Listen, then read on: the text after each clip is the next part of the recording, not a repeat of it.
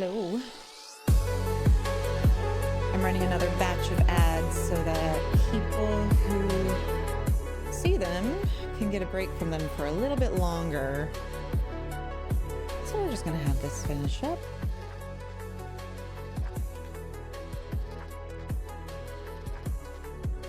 Hey Nines. Hey Tisha. How's it going?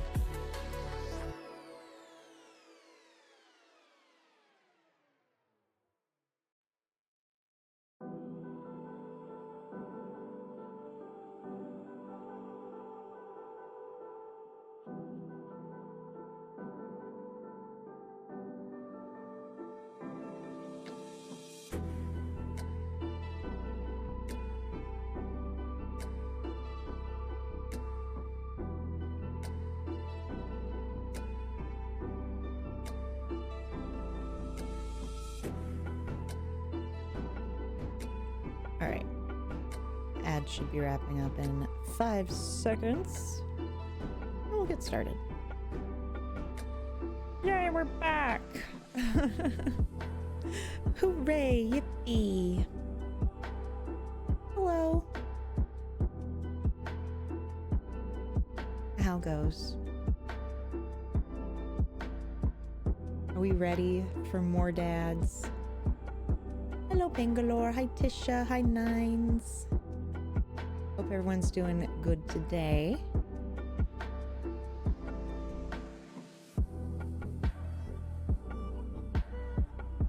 I got an achievement. I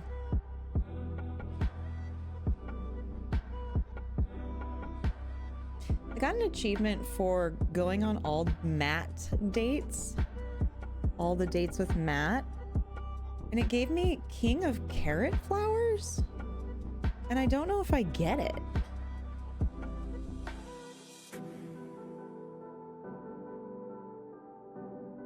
I don't get the pun. I don't get it. That's all right. Oh my god. I forgot. Oops.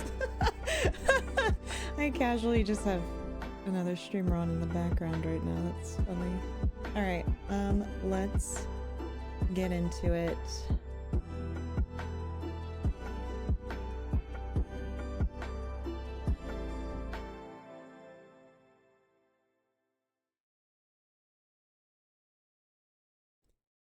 Get in to the dads.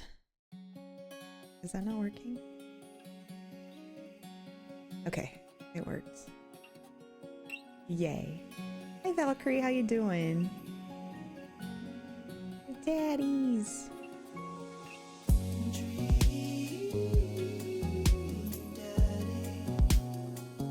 Hi Lee. Did some internet research and the only one you can have any woohoo with is Robert. That's a bummer. Also, fun fact, many of the dads have done the same with old Birdie, so he defo is the town mattress. Wow, okay. So, he's your go-to for any of your local daddy sexy needs. I'm gonna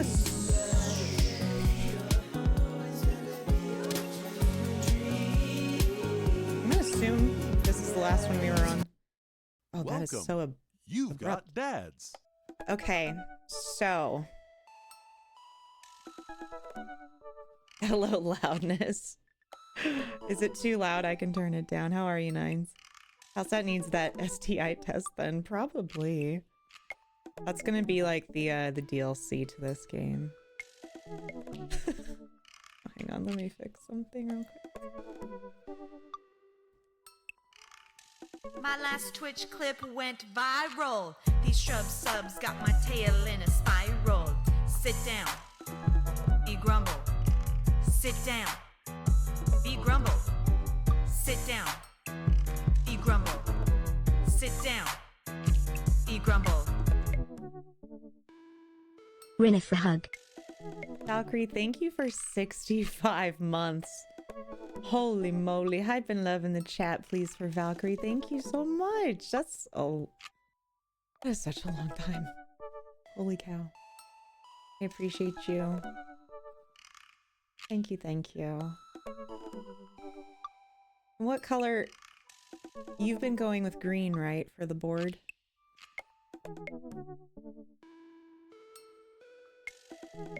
Thank you so much. I don't know if it's just the opening. Yeah, I think the opening song is fairly loud, so. Oh, it's a comic book? That's cool. Oh no, you're fine, Valkyrie. No worries. Yeah, but thank you so much. 65 months is unbelievable. I appreciate it. Thank you. Well, friends, we're gonna hang out with Craig today and see how it goes. Now, we already messed things up because we couldn't find the stupid capybara. Also, I'm curious, where are we? Yeah. Okay, good. We're where I thought we were. We messed things up with the baby capybara and not being able to find it. So we'll see if he even likes us still. But let's message Craig and see how it goes. Long ass time, I know. All the way back to when, you know, we played PUBG unironically.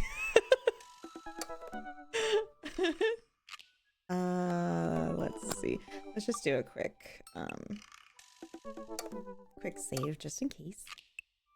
Oh, baby cuteness. Yeah. All right. We're gonna hang out with Craig and see how this goes.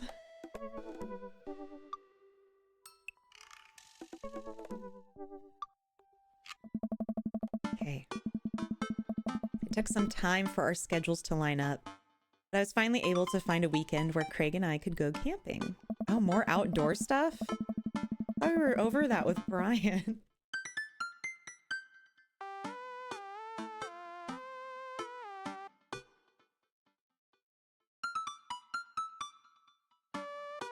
Sorry. He always stays so busy with work and the kids, but it's good to know that we'll just be able to spend some time relaxing in nature together. 1 or 2 sleeping bags, hopefully just 1. Maybe 1 accidentally falls in the lake, you know? Or into the fire. Don't know if they'll be near a lake or not. Since our first run, I've managed to go on regular runs with Craig. I mostly do them because it seems like the only time we get to hang out, but the added benefit is that I've seen a lot of improvement in my health. Oh, that's good. I was able to sift through the attic and find my old camping gear from college. Craig put me in charge of bringing the sleeping bags and the tent while he takes care of the food, so I double checked to make sure everything is ready to go. Craig should be here any minute now. Amanda's going to be spending this weekend on a school trip to our nation's capital. She hasn't been away from home without me for longer than a day since she was 14. I hope she isn't feeling as nervous about it as I am. This also means we're going to be with Craig alone? Although I bet River's coming, but whatever. We'll see. Hey, Amanda Panda. Amanda's in the middle of sitting on top of her luggage in order to get it to finally zip. Hey, Pops. Ready for your trip? Once I get this bad boy all zipped up, I'm good to go. How much did you pack? It seems like a lot for 2 days. Oh, it's all my camera equipment, lenses, tripod, flash, all that. Are you even gonna have time to take pictures? I'll find a way. I need to get some good shots for my series on national monuments. Oh, what's the series about? It's one of those internet series where I reimagine Disney princesses as founding fathers.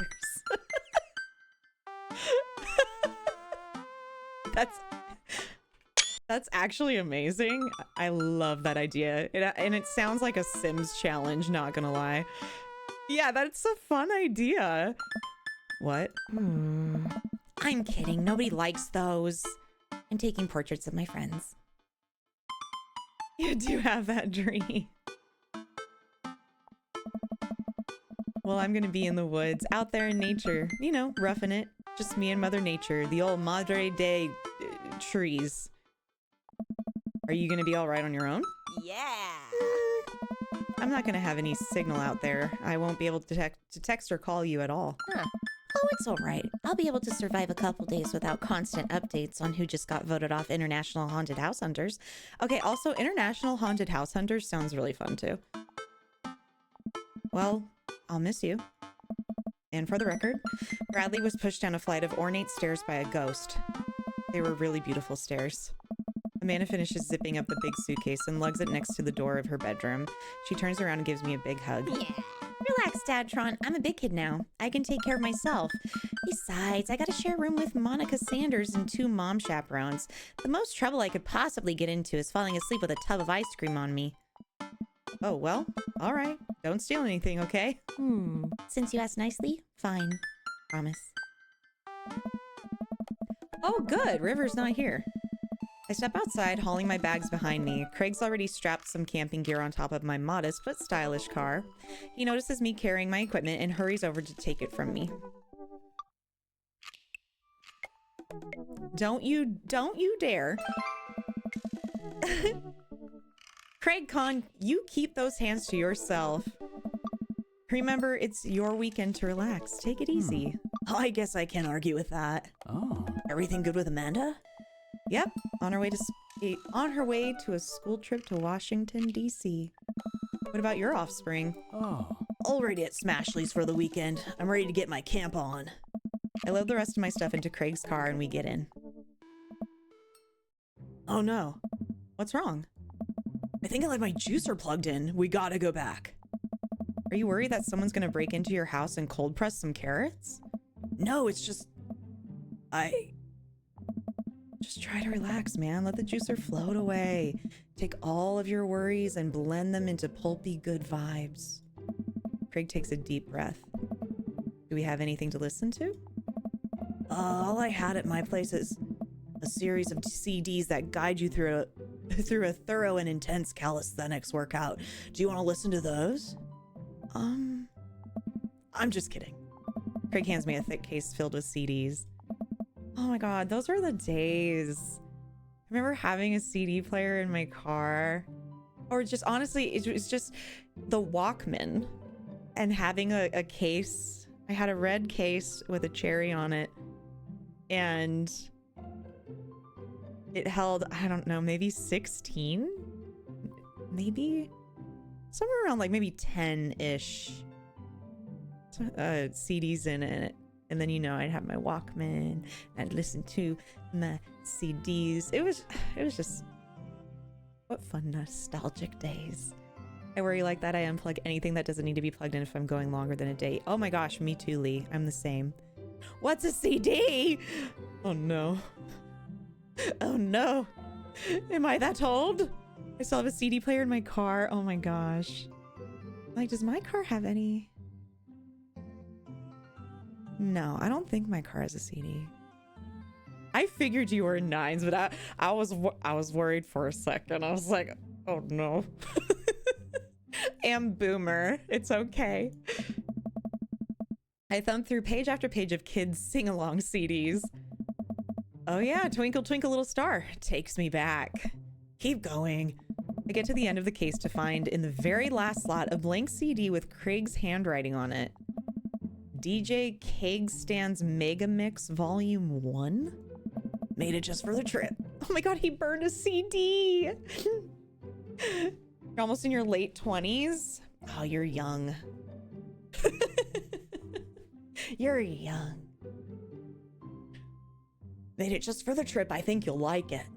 I pop the CD into the car stereo and it's like I'm immediately transported to our old dorm room. Hit after hit plays and soon enough we're both happily scream singing the lyrics to each song as we fly down the highway. The song was Carl's favorite. Carl, the third roommate. You brought that dog home one night and I couldn't pry you two apart. So we spent an entire semester fabricating a story about our foreign exchange student roommate who had a really bad cough that sounded exactly like a dog's bark. And then we had a room inspection. That RA was so suspicious of us, but could never prove anything. And Carl was just under a blanket. Bless that pup's courage under fire. Man, we did some dumb things back in college. Hi, Omni, how are you? Nines, if 26 going on 27 means you need like a walker, then I might as well just be 6 feet under. You know what I mean? Kids know nothing. Just ain't the Switch 2 reveal channel though. I know, I'm sorry. I haven't watched the reveal trailer for Switch 2, but I heard some funny commentary around it that it's just the regular Switch but a little bigger. Just with a little more. I put CDs and DVDs, or I buy CDs and DVDs now. Didn't for a bit, and then when the new HBO CEO announced he was pulling various shows permanently from the internet for tax purposes, realized streaming is up to the whims of not. Yeah, it's up to the whims of the suits, not the customers. Back to buying things. Yeah, that's streaming is extremely convenient, but damn, I hate that we really don't own anything. No, you breathtaking Omni. Happy Friday, Junior. Heard a 16-year-old say 23 years old. I was like, life is going to be sad for you. And if 27 is old, I'm a vampire and way cooler than those youngins. According to kids, anyone older than 26, they've seen dinos. And I'm like, homie, chill. Okay, listen, I've never seen a dinosaur. Although, what was that show called? Oh, this is a stretch. Not the mama. Does anybody know what I'm talking about? What was that called? Was it literally just dinosaur? It was a series. It was just dinosaurs. Yes, not the mama, not the mama. Yeah. So I guess on a technicality, we have seen dinosaurs.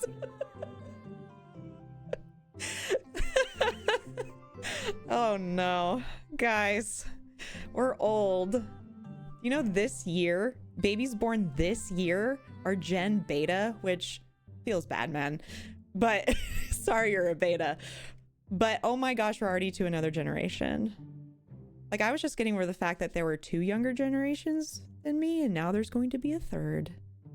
Time is cruel. The show was kind of creepy when you think of it now. Oh, it was hella creepy. That was the weirdest show. I don't know why I was allowed to watch it. Yeah, that's a bizarre one.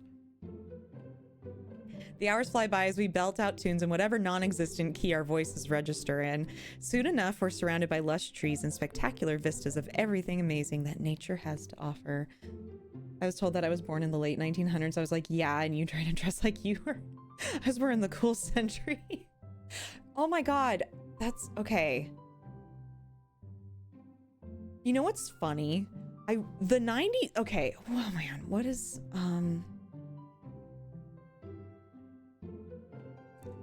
I gotta look this up real quick.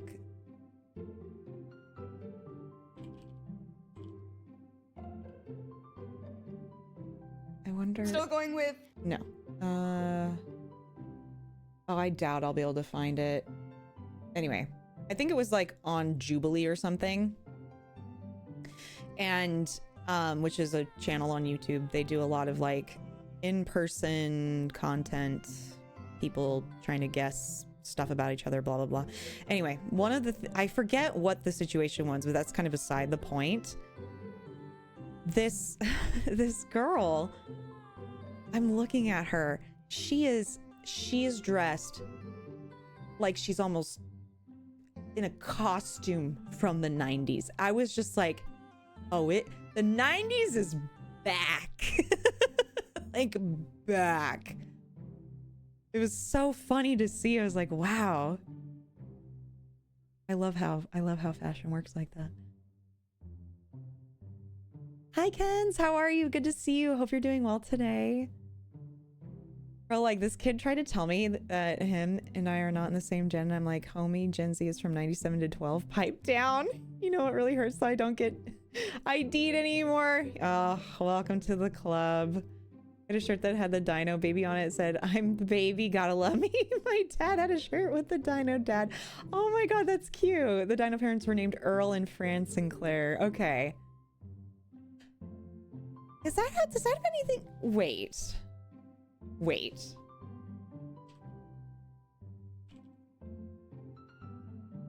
Does that have anything to do with the Sinclair Oil Company? Was that actually like an advertisement this whole time? Because the Sinclair Oil Company, their logo is a dinosaur. Conspiracies abound. As long as their hairstyles stay there, though. Oh my gosh. I know, imagine. Hi, Wolf. How are you? Plot twist. I think it was more of a reference, if anything. I would assume. Because I would never, like, I wouldn't associate Sinclair Oil with the show at all, but it's just kind of funny. I mean, I guess we can just assume the show was referencing the company. Okay, yes, we're on the road. It feels good to be back out here. Real good. All right. Oh, we've been in this forest before. Doing okay. I'm preparing myself for getting my wisdom teeth out tomorrow. Oof. How many are coming out? You getting all 4? And you'll do fine. Takes a little while to heal, but it'll be fine. All 4 in a molar. Ugh. Take it easy this weekend. Take the meds you're allowed. And relax. And you'll be fine. Nothing made it worth their names when I googled it. Oh, okay. That's interesting. Show I know with an episode about climate change and how dire it was. Oh, ahead of its time. It's not as bad as you think. Yeah. 5 teeth, that's like all of them. Oh, God. Got the anesthesia knocked out with mine. All 4 as well. Wasn't as bad as I expected. You'll be good at it. Yeah. I also had all 4 taken out, and I went under anesthesia. Honestly, the recovery was not painful. I just swelled up a ton. So that part I think was the most painful. My face was just really sore. So even as the gaming made me so sick that once I stopped those I was fine. Oh my gosh. Dinosaurs is an underrated show. Fact. 12? Oh my God, that's a lot. I'm not scared of going under, but the aftermath is what I'm afraid of. You'll be fine. I think it should go better than you can imagine. As long just follow what they tell you to do for cleaning. You know, I don't know if things have changed, but when I got mine out, it was you had to change the gauze, you had a special certain mouthwash, and I did that, and I took the meds that were prescribed to me, and again, it feels weird, you know, you'll get swelled up, but the recovery really wasn't that bad, so just stick to the healing routine and you should be okay. Yeah, I hope everything goes well. And you know what? It's normal to be nervous about these things. So you'll be all right. Oh, it's like they hit you with a frying pan. Oh my God. Jeez. The things you may say as you go under and for a couple of hours after you wake up. Yeah. Record yourself. Put it off a few times and rescheduled. You'll be fine. You got this. Just get it over with and you'll be happy you did it. Woke up high after and asked for a cheeseburger. Oh my God. I'm proud of you, Wolf. I know stuff like that is nerve-wracking. But you've got this. Talked about how dolphins were assholes going under once. Woke up and told the doc that orcas were sadistic and humans are their rag dolls. Oh my God. I don't think I said anything. I think, well, the only thing I remember was I was just really cold. Which is apparently, when you're coming off the anesthesia, apparently the body can get very cold. So I was just like, the nurse tried to take away the blanket I had. And I was just like, no. It's like, no, I'm cold. And so she let me keep it. I think she was trying to take it away because I was going to go home. Like, my dad took me home. So, but I was like, no. It was very dramatic. I woke up and begged for tequila, like begged. You had one thing on your mind. Like, knock me back out, baby. I've been put out for gallbladder surgery, and when I woke up, I didn't really say anything. I don't have to say anything for this. Yeah. Some people don't. Some people don't really say much. That's usually where I fall in. Like, I don't think I've ever said anything bizarre. The nap slapped. Oh, hell yeah. Watched PBS Nature show the night before about it, and it jogged my memory. Oh my god. Lee, that's funny. We park our car at the entrance to a familiar trail and load up our gear on our backs. I'm thankful that I've been working on my health over the past couple of weeks. Otherwise, I'd be dreading all the hiking that's about to happen. Craig looks intently at his phone. Everything all right? Yep, just had to fire off one last work email. Craig pockets the phone and we start off on the trail. It's relatively easy, but I know I would have been huffing and puffing at this point if it weren't for all the murder sprints. I look around me and take in the tall trees and animal chirps. Everything okay back there? There's no reception out here. Oh yeah, being out in the middle of nowhere will do that. I recognize the look of anxiety on Craig's face. But what if there's a problem?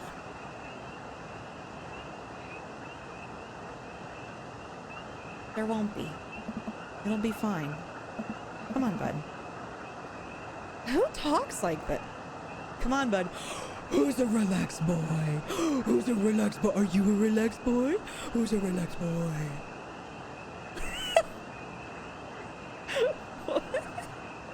No, my nurse was mad I didn't want to wake up. Aw. House that is awkward. And I don't know what Craig does apart from coach softball, so I don't know. I don't know. Craig. I'm a relaxed boy. That's my dude.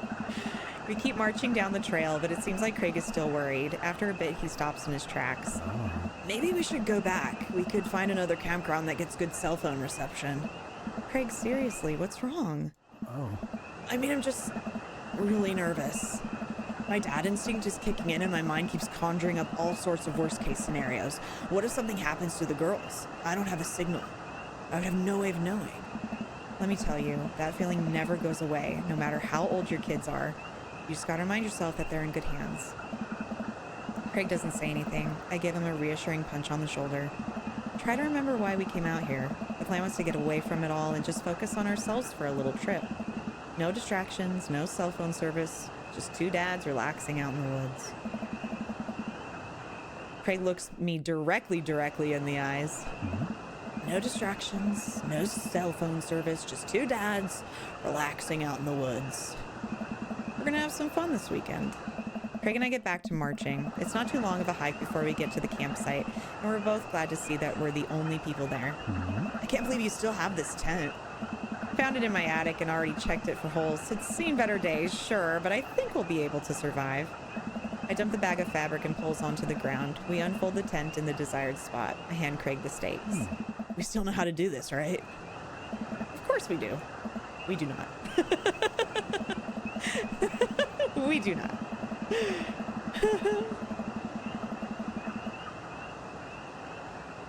Craig wears gray sweatpants. He sure does. Brokeback camping. Sorry, Coda walked to my keyboard again. Hi, Coda. They're just communicating. It's fine. After 20 minutes of struggling like people in a bad infomercial, we somehow managed to build an upright structure that closely resembles what a tent would look like if you asked somebody to draw a picture of with one of their eyes shut. I wouldn't put this up against a storm, but I think we'll be able to survive for the night. We set out a couple chairs and our cooking equipment, admiring our handiwork. Hey, bro, look at us go. Look upon the kingdom we have built. Upon this rock we shall grill our meats and drink our brews, for we hold dominion over this land. Your tongue sucking your finger. Like, pull my finger. Verily, and look at our camping chairs, which we are going to sit on. So what's next on the camp extravaganza docket? Well, now that we have shelter settled, I think it's time for us to do some exploring. There's a waterfall a little bit up the way that I'm sure we could hike to. Let's get hiking. Impressed my dog somehow capitalized the S. Very impressive. 10 out of 10. Oh, your dog's almost 2. Also, just a little puppy. That's probably why. The little finger sucking. That's so cute. Little baby. Craig and I venture into the woods. We amble along, taking our time to chat and admire the wildlife.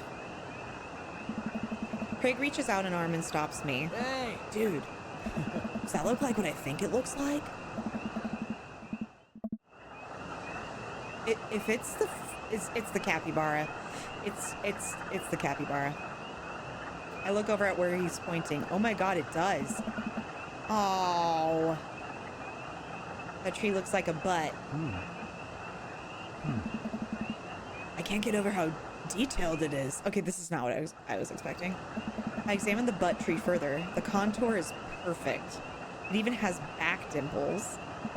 I thought we were gonna have a great time camping, but this makes it even better.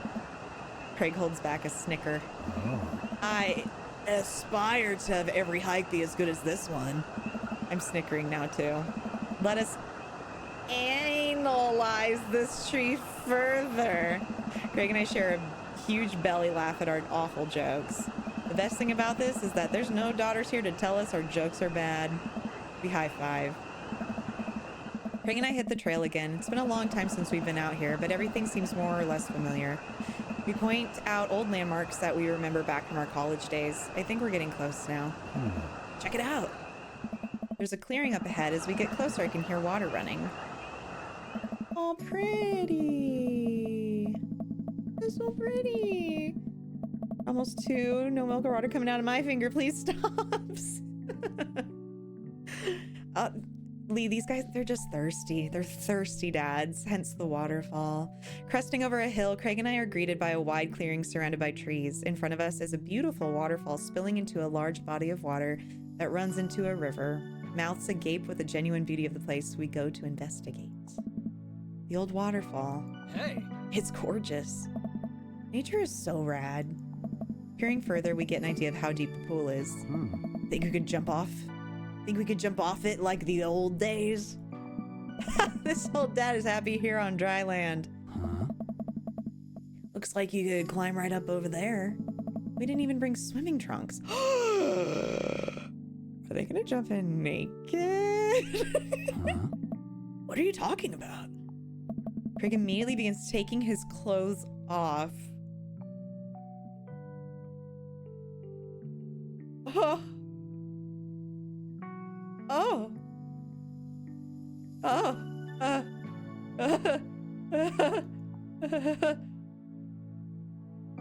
Look at Craig's butt.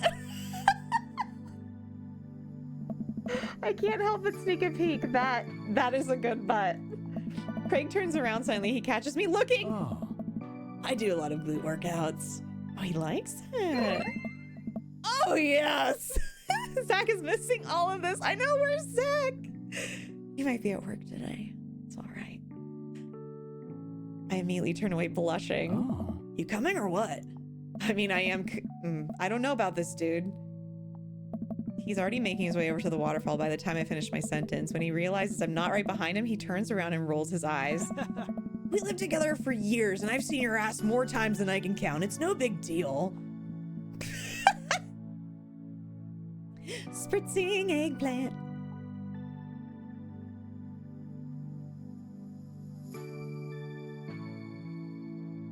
Let's put on a show. If the clothes are coming off, then it's someone's birthday. Craig gives me the wolf whistle. I turn and give my booty a good spank. That one's for you, big boy.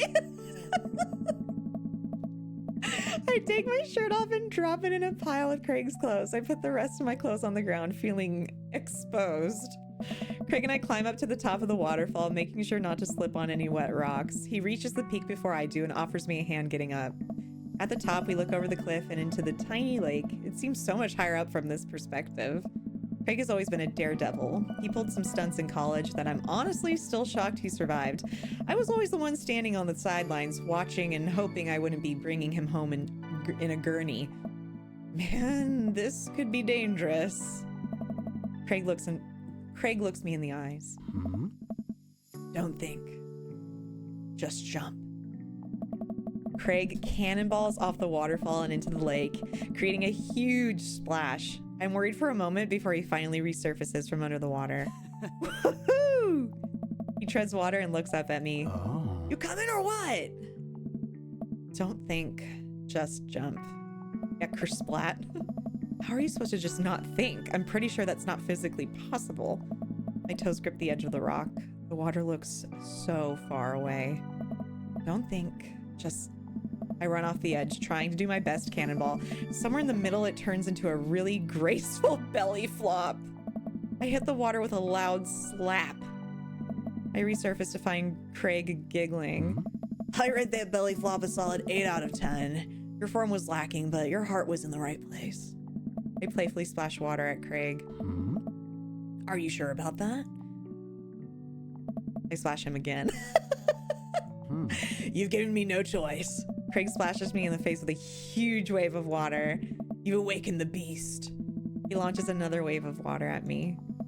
Don't you put me in a corner here. Don't put a wild animal in the corner. Oh no. How do I dunk him? What's like, oh my God, what's the cute one? Not hammer. Let me smash. Yes, let me smash. Is it the squirt water or dunk? Hammer fist. Oh my. Oh, what's the cutest? What's the one that says humana, you know? Dunk him? That's what I'm thinking, right? Okay, we're gonna dunk him. I lunge for Craig and manage to get him in an arm lock. Time for the finishing move. I summon all of my dad strength to lift Craig out of the water. Nice. Hey! And I drop him down for the splash. Craig bounces back out of the water. My turn. Oh no, seems like Craig was simply allowing me to pick him up and dunk him. He grapples me with his clearly superior muscles and quite literally tosses me across the water. I emerge from the water devastated. Oh. Think I did all those pull-ups just so I could look good with my shirt off? Nah, bro, these arm cannons are dad launchers. Oh yeah! Craig does a playful flex for me. Damn. Craig, truce. Please? Oh, dang, he'll throw us around. Yeah. Craig thinks about it. Oh. Yeah, sure. We shake hands. There is peace. Man, that jump was such an adrenaline rush. Oh. Not so scary now, huh? I'll race you to the top. We run all the way up the slick rocks and cannonball off of the waterfall again. What a rush. Good form on that one. Wanna go again? You know it. With the same energy we had in our youth, we climb back up the top of the waterfall. I'm brave enough to try a flip, which I'm sure looks incredibly graceful as I belly flop into the water. Phew, man. This is fun. Got one more in you? I live for danger. Takes us a little more time, but we get to the waterfall and both do our best running jumps into the water below. All right, I think that's my limit. We should get going back before it gets too dark.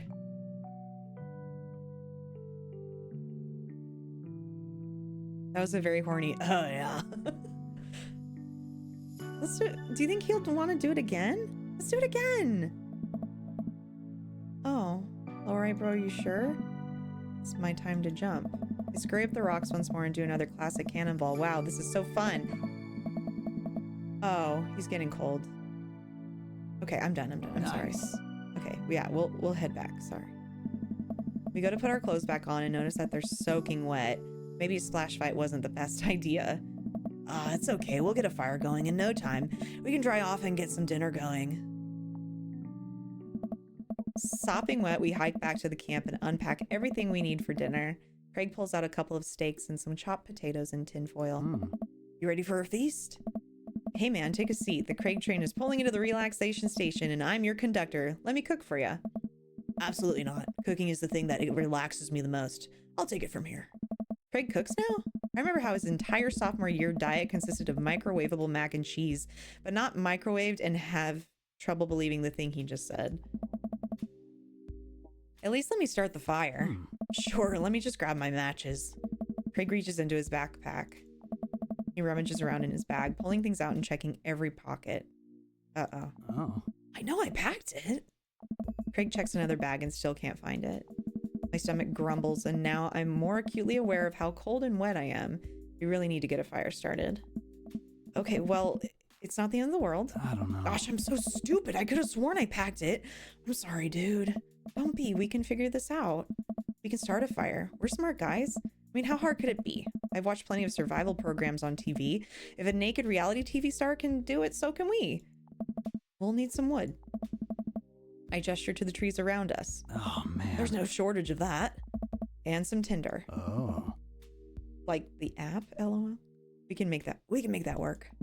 And then I think some ancient aliens are then supposed to come by and give us advanced technology. Or renovate our house, depends on the show. Craig and I gather a variety of wood, bark, and moss until we have all of the materials that could conceptually make a passable looking campfire. Oh. Just add fire, right? That's the fun part. The sun is just now setting and a cool breeze rustles the leaves of the trees around us. We have to work quick. I've done this in the past and I know I can figure it out. Just give me a second. Any way I can help? Give me some moral support. Lift my spirits and we'll make this fire happen. Go overboard with compliments? Go overboard. You're really giving that fire the business. You're an amazing, hardworking father with a steady work ethic, and everyone loves you. Your daughters think you're a superhero, and the neighborhood dads respect you immensely. Also, your butt looks great. Bro, stop. You'll make me cry. Okay. Don't want your tears putting out the fire. Eventually, Craig is miraculously able to get something going. He blows on the embers and gently places the glowing moss into the base of the pit. Soon enough, we have a nice little fire going. Way to go, man. We're regular old outdoorsy fellas. Hooray for not dying. I take a seat in one of the lawn chairs Craig brought and cozy up to the fire, warming up my hands. Relax, man. Take it easy. Let me handle the dinner. I watch as Craig stokes the fire and sets up a makeshift grill for the steaks. After all that hiking and swimming and fire starting, I'm able to relax a bit. With the sound of crickets and the scent of steak filling the air, I actually feel pretty calm. Craig expertly sears 2 steaks in a pan he's been heating up on the fire, cracking thyme and crushed ginger over it while basting them both in butter. Wow, I didn't know he was actually good at cooking. The fanciest I ever saw him get in college was when he started sprinkling the seasoning packet onto dry ramen and eating it straight up. When did this happen? You used to eat cereal every morning with beer instead of milk. Oh. I grew up, I guess. I think these are just about ready. Craig puts the steaks on a paper plate and sets them aside. I start to reach for one, but Craig smacks my hand away. Oh. Dude, let them rust. It'll be more flavorful that way. I patiently return to my seat, eyeing the steaks longingly from a distance. They smell incredible. Craig prepares a side salad for us in the meantime, sprinkling feta cheese onto freshly chopped greens. He plates it next to a generous pile of roasted potatoes covered in olive oil and rosemary. Once it's all ready, we sit down by the fire and dig in. Everything tastes okay?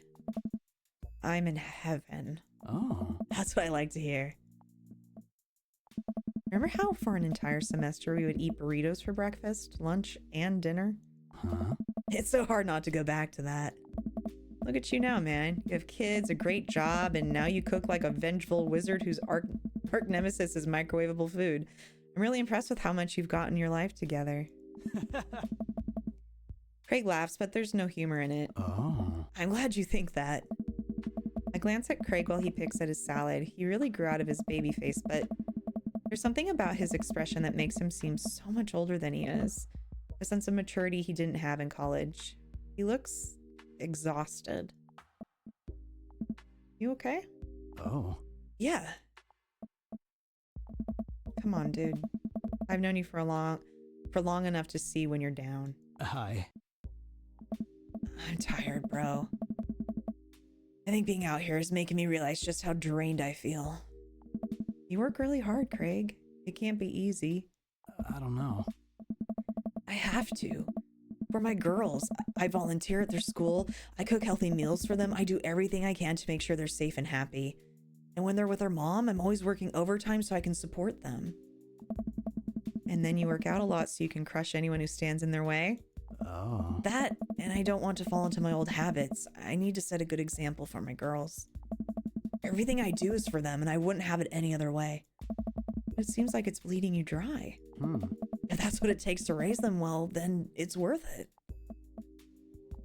Craig, Buddy, I know where you're coming from here, but you gotta take care of yourself too. Bro!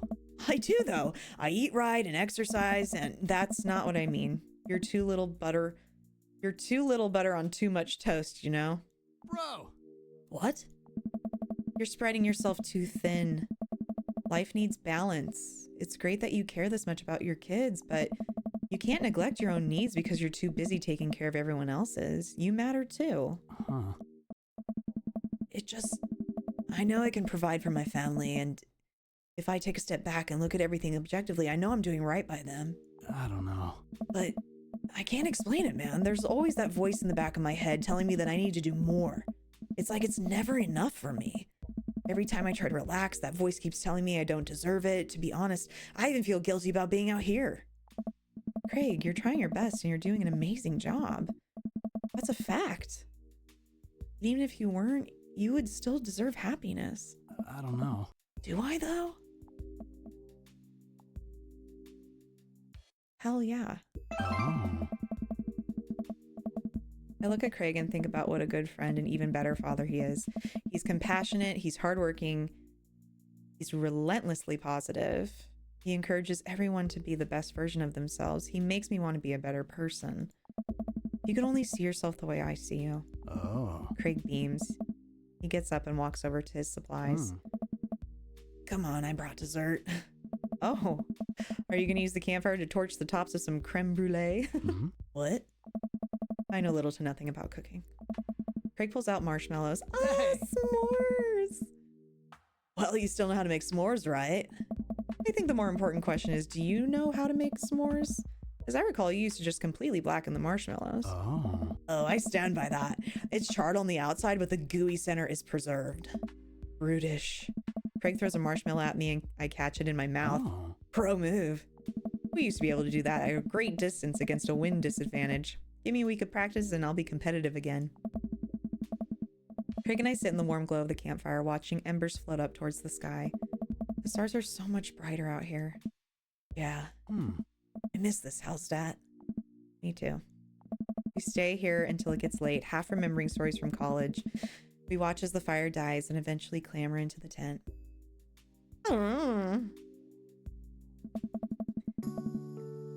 We crawl into the tent and I unfurl my sleeping bag.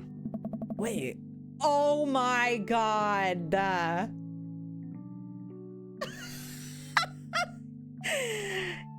Y'all asked, how many sleeping bags?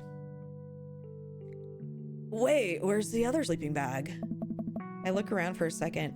Oh no, I must have left it at home. It's all yours, dude. I'm sorry. I'll just curl up over here. Hmm. No way, here. Craig unzips the sleeping bag and spreads it out so there's enough room for both of us to lay on top of it. Nice. Night, bro. Good night, bro.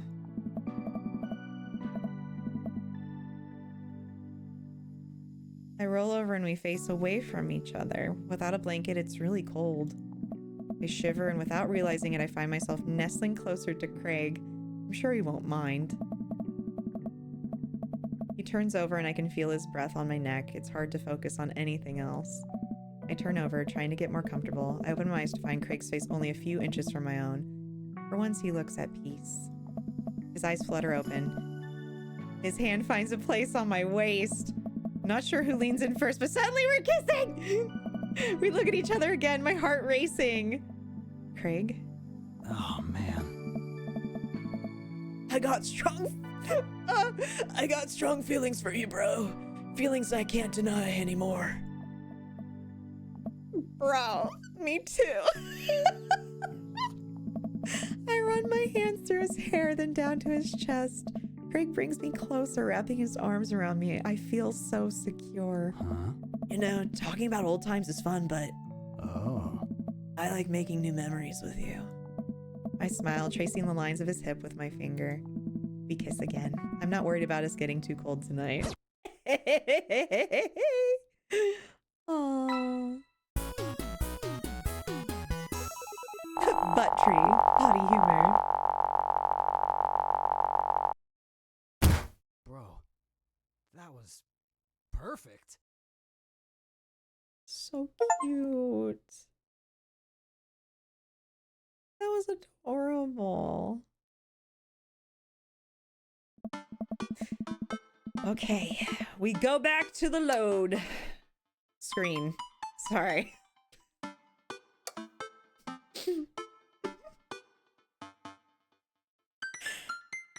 I'm jealous of a game. No, no jealous. What is the 16? I think I saved here. Yeah. All right. We're gonna go to Joseph now. Welcome. You've got dads. We shall corrupt. Oh, let me just do a quick save.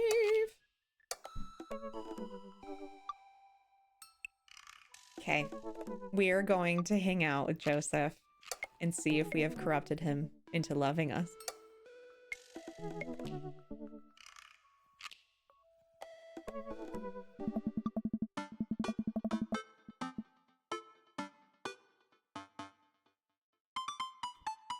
Dearly beloved, we are here today to corrupt a God-fearing pastor who has a Jezebel for a wife. Do we feel guilt or shame? No, because we are the main character, and this is the cult of Ryn. Well, now it is. Now you can quote me. I've said it. Yeah, we play by our rules here. We're corrupting the pastor for sure. I really want to see Joseph again, but after that weird encounter with Mary, I don't know. Oh, I forgot about the encounter with Mary. Oh, shoot. I wonder how much impact that has. I don't know. He's my friend, right? I should be able to hang out with him and it not be weird, right? We'll be fine. Cheese-a-bell? Yes. It's a Beauty and the Beast bell made out of cheese. Right? The computer pings as a message flies into my inbox. It's Joseph. Hey, hi Halstat. We should hang out. Like, actually hang out. No manual labor, no impromptu therapy sessions with sad DJs, no kids, just you, me, and the open ocean. Wait, how are we gonna get on the open ocean? How are we gonna get on the open ocean, you might ask? Good question. He's gonna walk on water. Whoa. Prescient. If you're interested, I'll meet you down by the marina and you can check out the goods, if you know what I mean. I mean my yacht. Let me know. Joseph owns a yacht?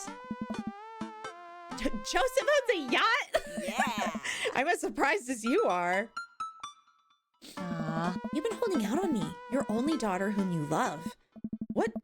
Did you think that having me as a father would somehow afford you the fringe benefit of getting to go on a yacht? What else did it get me? Healthy upbringing in a supportive environment. Yeah, okay, but what if I had that exact same upbringing in a healthy environment, but also I could go on a yacht sometimes? I know 3 is too brutal. I was like, absolutely not. Relax, kiddo. Joseph's inviting me onto his yacht. It's gonna be a yacht of fun. Aww. I'm glad you're excited, but that doesn't mean you get to start throwing out puns. Why yacht, Amanda? Well, I gotta go get ready to go on my friend's yacht. I start to walk away, but Amanda stops me. Hey, in all seriousness, I hope you have fun. Yeah. But make good choices, okay? But Dad... Don't stay out too late or you can't go to Jennifer Longforth's birthday party this weekend. She promised me she would propose to me, but ended up going with Logan Crutchfield. I'm not going anywhere near that party. Good bit, Dad. Good bit. I respond back to Joseph, letting him know I'll be there. Oh, cute. A quaint marina complete with local mom and pop shops and a small diner frame the bay. I've gone for a few walks by the bayside to stare enviously at all the nice boats before. Joseph should be around here somewhere. Gosh, this is fancy. I feel a little out of place. Hey, Halstat! Joseph! Joseph? Where are you? Up here! I look up. Joseph waves to me from atop a huge yacht. I've never been on a yacht before. You never forget your first. I glance at the name on the side of the boat. The St. Peter, huh? Inherited this thing from my pops. Real fire and brimstone type. Loved yachts. So what's the plan, Captain? I figured since last time went a bit sideways, we could cast our lot out on the open sea, wrestle with Neptune, set sail on the seas of adventure. You're kind of a goofball when you're not wrangling your kids, you know that? Joseph smiles and winks from his perch. I have no idea what you're talking about. Joseph hops down and extends a hand to me, helping me up onto the yacht. I'm thrown off by how soft his hands are. Does he moisturize or what? Halstat, stop thinking about his hands. Pure thoughts. You're going to be on a boat, alone, with Joseph, on the open ocean. It's a yacht. He's married. It's fine. This is fine. After undoing the mooring and climbing into his captain's seat, Joseph slowly takes the boat out, ringing the big steel bell with extra emphasis, even though nobody else seems to be around. Shoving off! Boat launching! Man and boat launching as one! The St. Peter navigates out of the marina into the open water, with Joseph doing the occasional steering flourish as the boat bobs along with the waves. He seems a lot more relaxed out here. Joseph is definitely in his element. Oh. This is the part where we wrestle Neptune, so please remove your shirt and roll in some talcum powder. Can do. Oh, Kirk Douglas. I dramatically pull off my shirt. My dad bod illuminated in the reflection of Maple Bay's rippling water. I am strong. Yeah. Oh yeah. Not bad. We might have to tag team Neptune together. Huh? I am suddenly worried that I haven't applied a strong enough SPF sunscreen and might get a sunburn. I put my shirt back on. For a while we watch as the trees and waves pass us by. Where are we going? A little further out. It's a lot quieter once we get out on open water. Plus, we can see whales. Whales are cool. I don't trust whales. Nothing should be that big. Noted. Joseph maneuvers the boat past some buoys. He sighs. Wish I could get out more often, but you know, family, wives, saving souls. So many souls. I could barely hold them all. I watch Joseph work the boat. Despite his age, he doesn't look like he's slowed down at all. And from here, I can see how toned his muscles are. Impure thoughts! Joseph and I boat in silence as the bay gets smaller and smaller behind us. I decide to take a peek over the edge of the ship. The wake this thing kicks off is intense. I wonder if Joseph would ever let me water ski off of this yacht. Hey, yo! He likes the shirtless Halstat. Hey, dolphins! Joseph, there are dolphins. So you're scared of whales but not dolphins? I feel like there's an unspoken truce between man and dolphin. I'd be more than comfortable riding a dolphin into battle. Dolphins are way more dangerous. They sometimes drown their babies for fun, you know? Can I trust nothing on the open ocean? Oh. I like to think that I'm pretty cool. All right, Joseph, it's you and me versus the entirety of marine life. Oh. I yell out to the ocean. Oh. You're all spineless invertebrates. I had lobster last week and I can't wait to eat more of you. My life goal is to punch as many fish as I can before I die. Oh man, I don't, which one would he? Because I feel like as the pastor, he wouldn't like violence, right? I don't know. Maybe one. Yeah, he might go for the dad joke of it, you know? Oh. Okay, I mean, that's fine. That's fine. You tell him, Halstat. Oh. And here we are. Halstat, welcome to the ocean.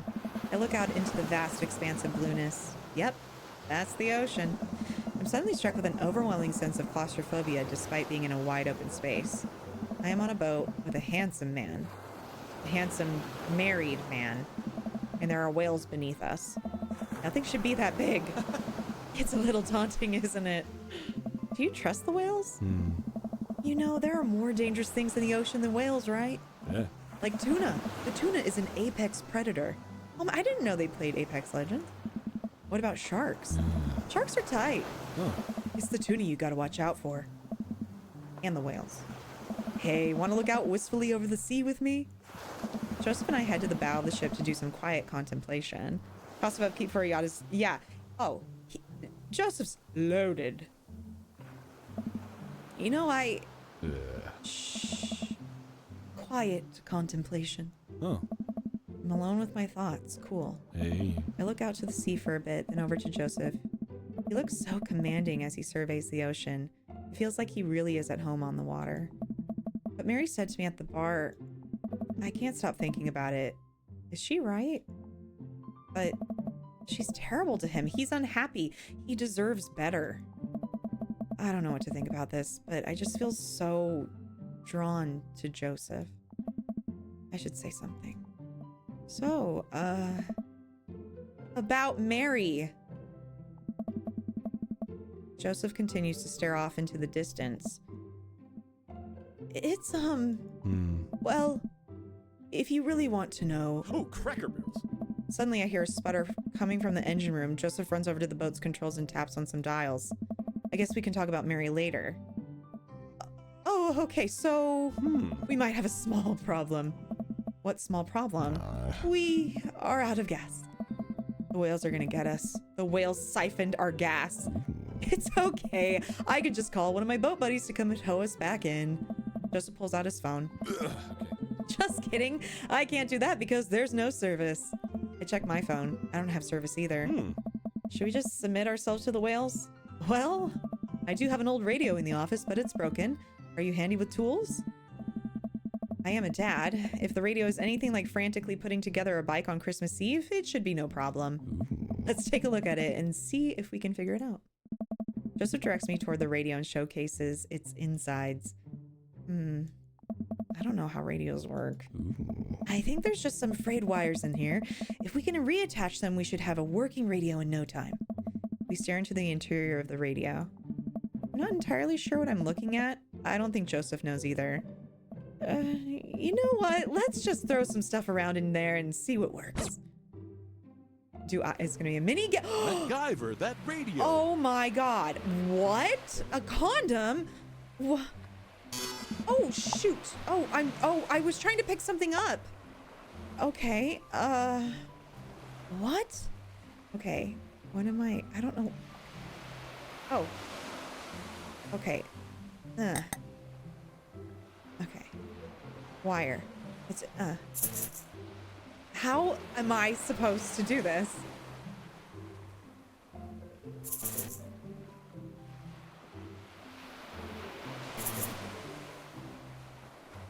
What am I supposed to do? Wait. Okay, go shoot.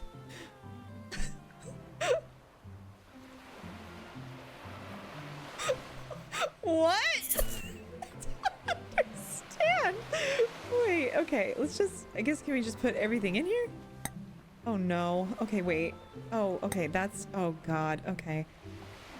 Anything that's metal, I suppose. Here you go.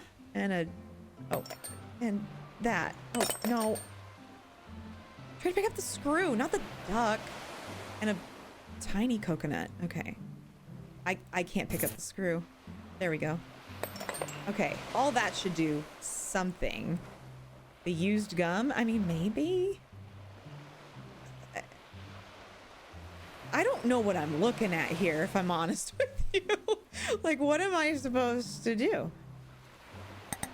Okay, let's see. Surely that just, okay. Oh, wait, okay, these are wait, no? No. Oh my god. What? Where? I don't even know where that went. Where'd it go? Oh god, okay. Oh.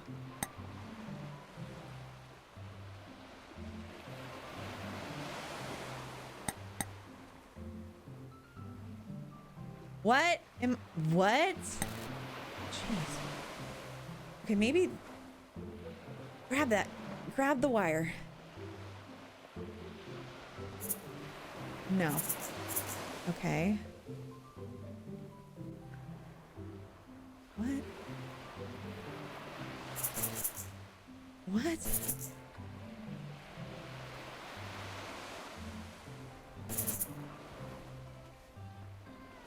Oh, MacGyver used gum. Okay. Should I just put everything in here? Condom, coconut, duck. No, oh sh.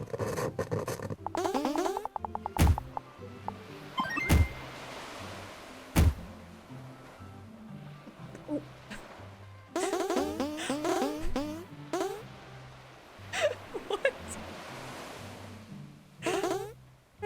works, kinda.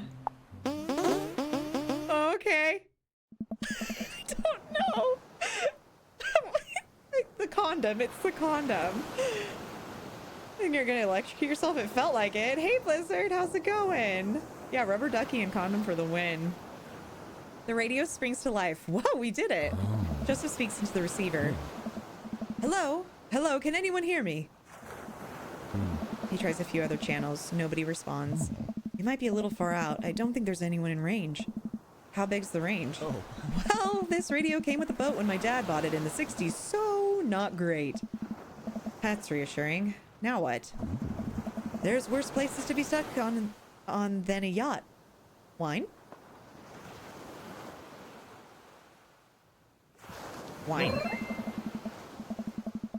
I keep a couple emergency bottles below deck. Want to go grab some while I fiddle with this radio some more? Oh. Oh. Let's see. Wine. It's got to be around here somewhere. Examine the cabinet. That was bizarre. It's a sturdy cabinet. A little dusty, but I bet there are some treasures in there. Oh. Examine drawer. Hey, it's wine. A whole drawer full of wine. It's a Yacht Club miracle. Twilight Rouge, huh? Come to daddy. Now I just need to find some glasses. It's a sturdy cabinet. A little dusty, but okay. Examine flashlights. Well, this is a solution to a different problem.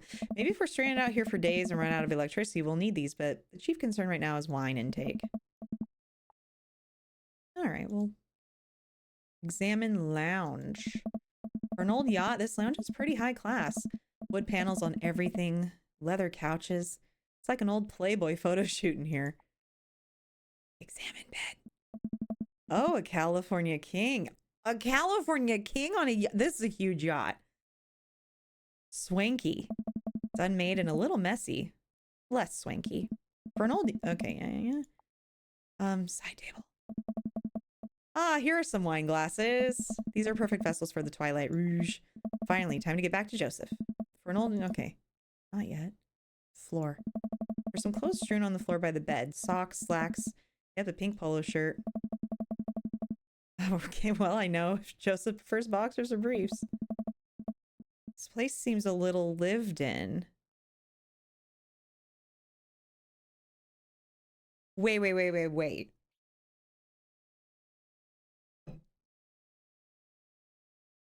Joseph's been living on the boat. Oh.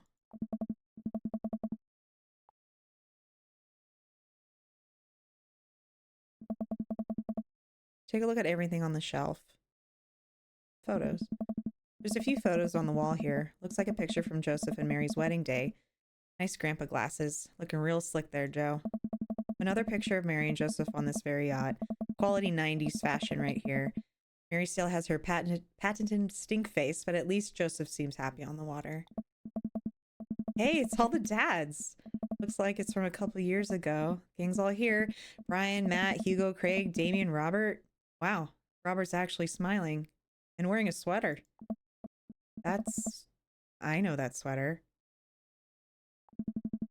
There's one guy on the end that I don't recognize. Hugo's ex, maybe? And hey, here's Joseph go-karting with the kids. I take a look at everything on the shelf. Let's look at knickknacks. It's one thing Joseph does right. It's the odd stuff he puts on shelves. I take a moment to closely examine what I think is an old submarine clock. Ah, and there's the crosses again. Boy knows his crosses. Really cool design too. Books. It's like a bunch of different Bibles on brand. A couple of old vet magazines. I guess those must be Mary's. Wait a minute. Is this? Well.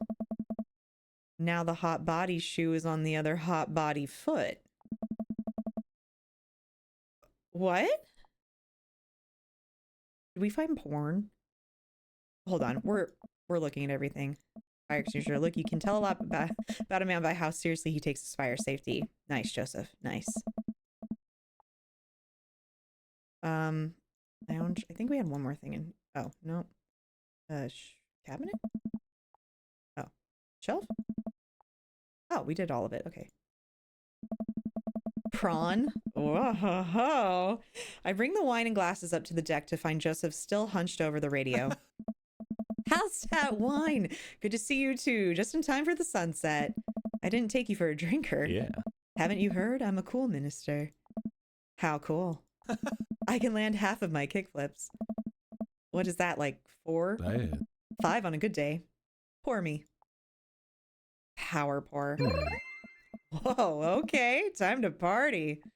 We clink our glasses and drink up. Oh. This wine's not bad. There's a hint of... Am I tasting grapes? You have a discerning palate. It might be grapes. Joseph and I lounge on the deck with our yacht wine, taking in the ocean air. Excuse me. The sun starts to dip below the horizon. We could be stranded out here forever. I can't think of anyone else I'd want to be stranded with. It's just you, me, and all those whales. So many whales. You're killing the vibe. Oh. Revive the vibe, Halstat. Generally, it takes 3 days and a gigantic stone door rolled in front of a tomb, but I think we can save it. Oh no. Do you like your mysteries hot-bodied? Is that what we ask, or is he gonna... I'm gonna save. Is that what we ask him?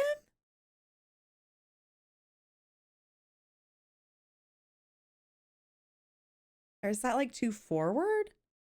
That might be too forward. We'll have a whale of a time. Back to whales, huh? I'm trying to alleviate my fear of whales by making jokes about them because I don't have any healthier coping mechanisms. Cheers to that. Okay. Oh my God.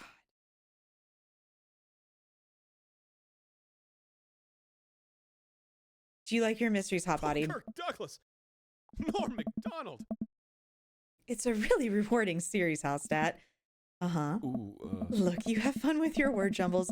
I will enjoy the well-crafted narrative excellence of a highly regarded serial of sex books.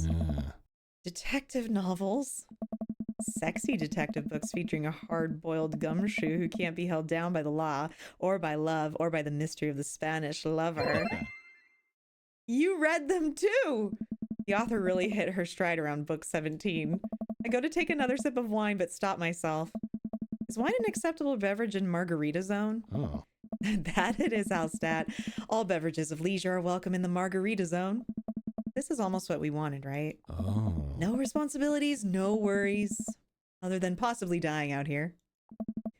And the whales. Oh. So yeah, I'd say we're in the zone. Joseph and I clink our wine glasses again. To the Margarita Zone. Wink. Wasted away again. If you have any salt shakers, we can arrange them into a pentagram to summon Jimmy Buffett. Maybe he can save us. As a youth minister, I make pacts with neither the devil nor island jammers. If we're to get off this boat, it will be by the grace of God. Oh. Or Steely Dan. Amen. Oh. Our laughter dies down. We're both silent for a moment, looking into each other's eyes. Joseph leans in closer. I feel myself doing the same. This is a bad idea. This is a bad idea. I can't help but feel like we're doing this will only end up hurting someone else. But his face is real close to my face. Eh. Halstat, I have to tell you something. Mary and I are done. I pull back. I think about the clothes strewn about the lounge, the undone bed. Are you living on this boat? Yeah.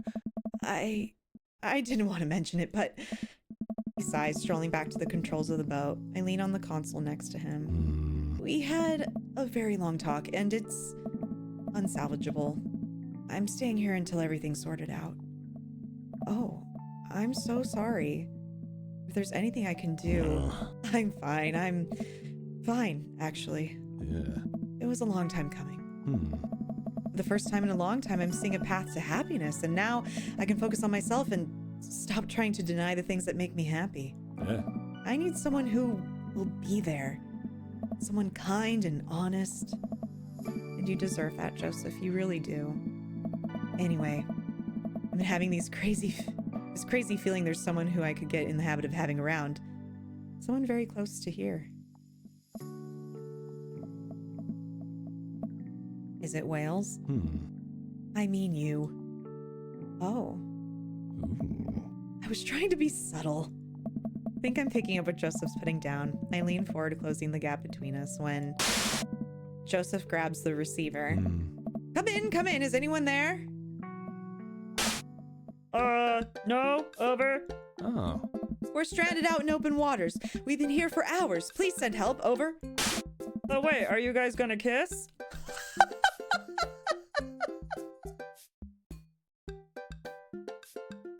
They've been listening. Oh my god. Oh my god.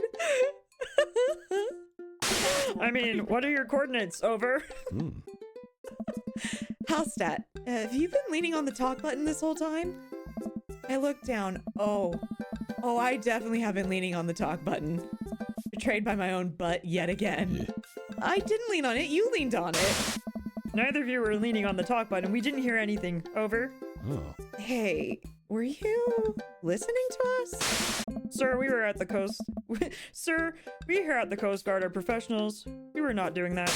Not as professionals. It seems like you deserve happiness, and we think it's closer than you think. Over. How soon could you guys get here? How soon could you guys be here to give us a tow? Over. We'll, pick you up in the morning. Oh my god. Sounds like you two have some stuff to hash out. Over and out. Lawrence of Wait! Arabia. Silence. Nobody returns our radio calls. Hey? Canon. The Coast Guard is an ally. The Coast Guard loves love. I think they left. We stare at each other for a second. Well, the Coast Guard's shipping Halstat and Joseph. I mean, yeah. What an endorsement. Joseph carefully places the receiver on the table, making sure that the talk button isn't pressed in. Well, okay. Hey. Joseph grabs me by the shirt and pulls me into a kiss. His lips are soft and sweet from the wine, and his skin is still warm from the sun. I reach for his belt and pull him even closer, running my free hand under his shirt and up his side. He pushes me against the boat's console, kissing down my neck. Come on. His hands drift to my thighs and he effortlessly picks me up. Wow. Joseph carries me below deck. I'd be lying if I said I hadn't fantasized about this, but I didn't think he'd be so aggressive. I've wanted this for so long. He throws me onto the bed. I let out a little yelp. Lots of time to kill, Halstat. We better get started. Oh my god! Joseph!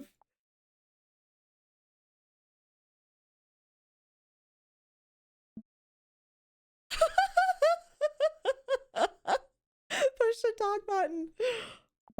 Oh man, I might have overdone it on the wine last night. Just a few more minutes of sleep will do just fine. Wait. I open my eyes to find Joseph's face a few inches from mine, an arm slung around my waist. He's sleeping peacefully. His hair is mused? Mused? Must. And his lips still a little red. I think this is what I was talking about when we were discussing Margarita Zone.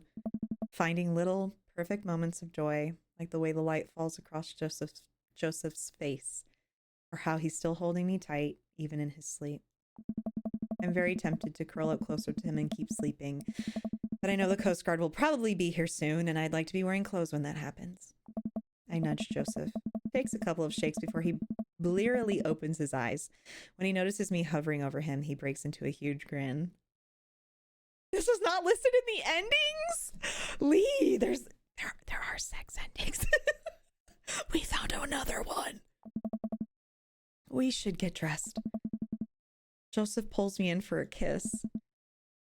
Do we have to? Another kiss. Stop trying to tempt me. Fine.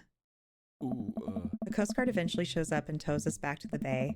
They thankfully keep their comments to themselves. Joseph and I step off the yacht and he walks me to my car. Oh. I had a great time. Me too. No thanks to the whales. Shh.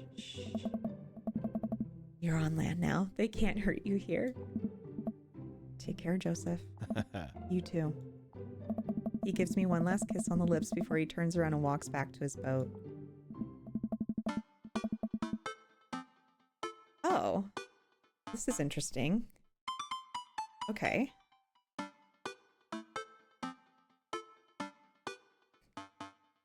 Guess you need to talk to Mary about things, or it doesn't happen. Well, yeah, let's keep going. Well, I've been gone an entire day. Hopefully Amanda is all right. Amanda, Dad! She runs up and hugs me. I was genuinely concerned about your well-being, but upon closer inspection, you seem to be okay. What happened? The yacht ran out of gas and we got stuck. But it was okay, because I was on a yacht. Aren't you scared? Your father feels no fear. Were you able to take care of yourself for the night? Yeah, I just did a ton of drugs, vandalized a few cars, and then embezzled some funds from my school. Oh no, pretty low-key.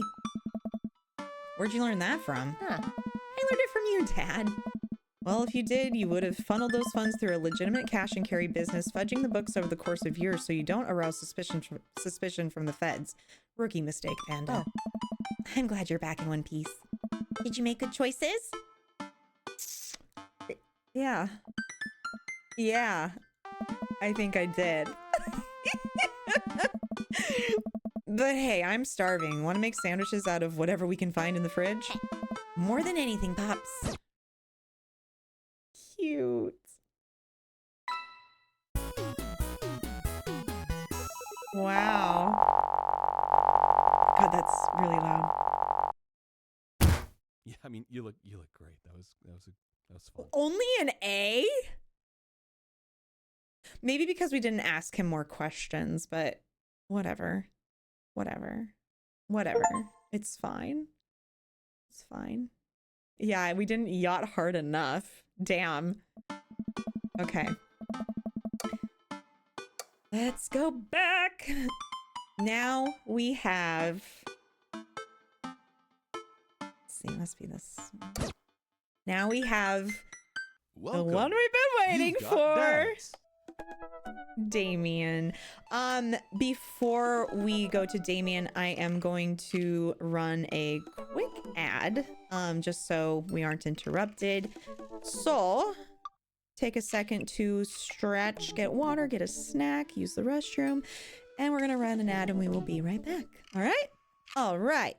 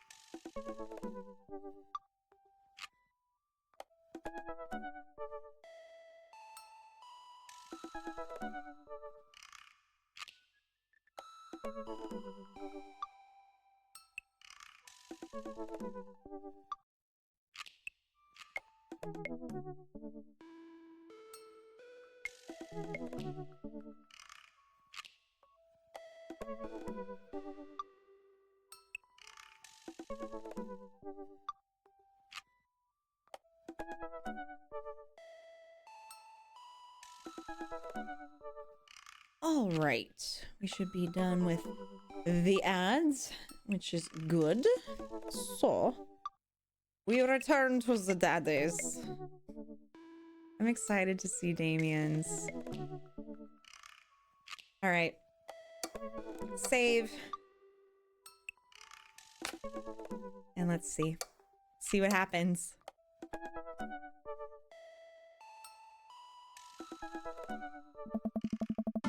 Ever since we had that picnic in the graveyard, Damien and I have been spending a lot of time together. We go on nighttime strolls pretty regularly.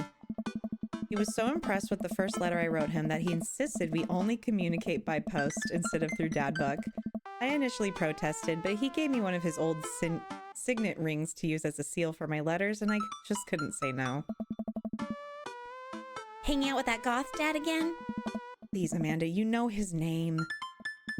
And yes. Be honest with me here, Pops. Is he actually a vampire? I remember you inviting him into our household that one time, and I've seen The Lost Boys, and I honestly would have preferred trying to see if he could have walked through the threshold of our home under his own power. Yes, Amanda, I have become Damien's familiar. I am compelled under his curse. I'm sorry, sweetie. Aww. Turn into a bat. I don't think... What's the point of being a vampire if you can't turn into a bat? Well, okay, I'm off. Are you taking the car or are you flying off into the night on the leathery wings of a bat? One of those. One of those. While I'm out, can you throw away the garlic bread that's in the freezer so I don't die? That would be great. I'm keeping it there as insurance. You understand, right? That's my girl. Damien and I walk along the water's edge. Oh my god, we... Both Joseph and Damien end by the water. Damien and I walk along the water's edge, chatting. Damien's cloak. He hates it when people call it a cape. Damien's cloak flutters behind him in the breeze. This is gonna seem like a silly question, but why do goths wear black? Gothic subculture has always been associated with death, so it wouldn't make sense that the style surrounding it would be greatly influenced by mourning. Interestingly enough, though, was that in the Victorian era, Queen Victoria herself mourned the death of her late husband for 10 whole years, wearing black for the rest of her life. If that's not goth, I don't know what is. I have another question. Go ahead.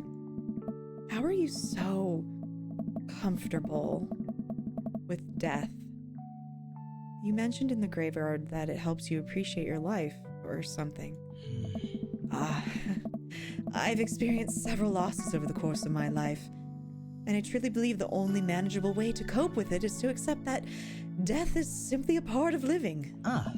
It's the single universal truth for every human who has ever lived. I am going to die. You are going to die, and life carries on without us. Doesn't that make you feel scared? Not at all. Without the advances of modern science, death was everywhere in the Victorian era, and yet funerals were major social functions. Victorians were obsessed with mementos of their loved ones, even going so far as to take elaborately staged photographs of their dead relatives. The minutiae of mourning was so complex that there were set periods of grieving that were deemed acceptable based on who in your life had passed. Now, we don't have any of that. If you lose someone, you end up feeling lost because you lost yourself because we have no modern equivalent of those formalities. We need to allow ourselves time to grieve, to feel that loss fully, but not allow it to consume us. So no, I'm not afraid of death. I believe it is a waste to spend your life dreading the end of it. The time we have here is brief and fleeting and occasionally cruel. But it is at all times precious. To stare death in the face and live despite that, I think, is a noble existence. Let's save the mourning for the dead. Wow, that's beautiful. I can see the moonlight in the bay glint off Damien's eyes. He smiles. We turn to the harbor and watch ships pass, breathing in the salty sea air. I look to Damien again, and I can't help but be entranced by his charm, his mystery. I find everything about him so fascinating. I lean in closer to Damien, closing my eyes as I do so. I'm sorry. I have to take this. Damien steps away from me to answer his phone. Oh no, I hope it isn't Lucian again.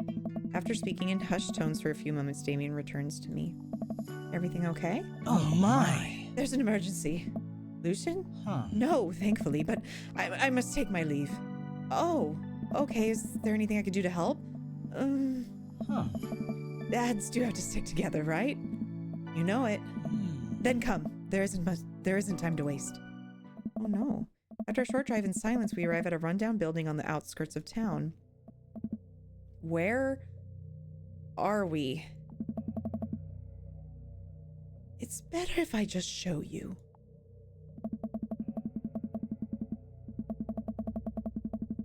I push the surprisingly heavy door open and find myself in a dimly lit waiting room. A few rickety chairs line the walls, and there doesn't seem to be anyone behind the front desk. There are a few paintings and pictures on the wall, but they're so nondescript, I'm still unsure of what kind of place this even is. Is this a vet office?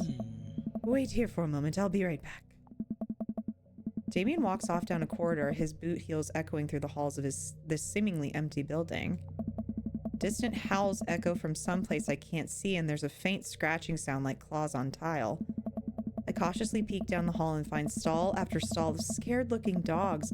A few of them notice me and skitter up to the chain-link fence, sticking their noses through to sniff at the air. What have I gotten myself into? Maybe it's an animal shelter.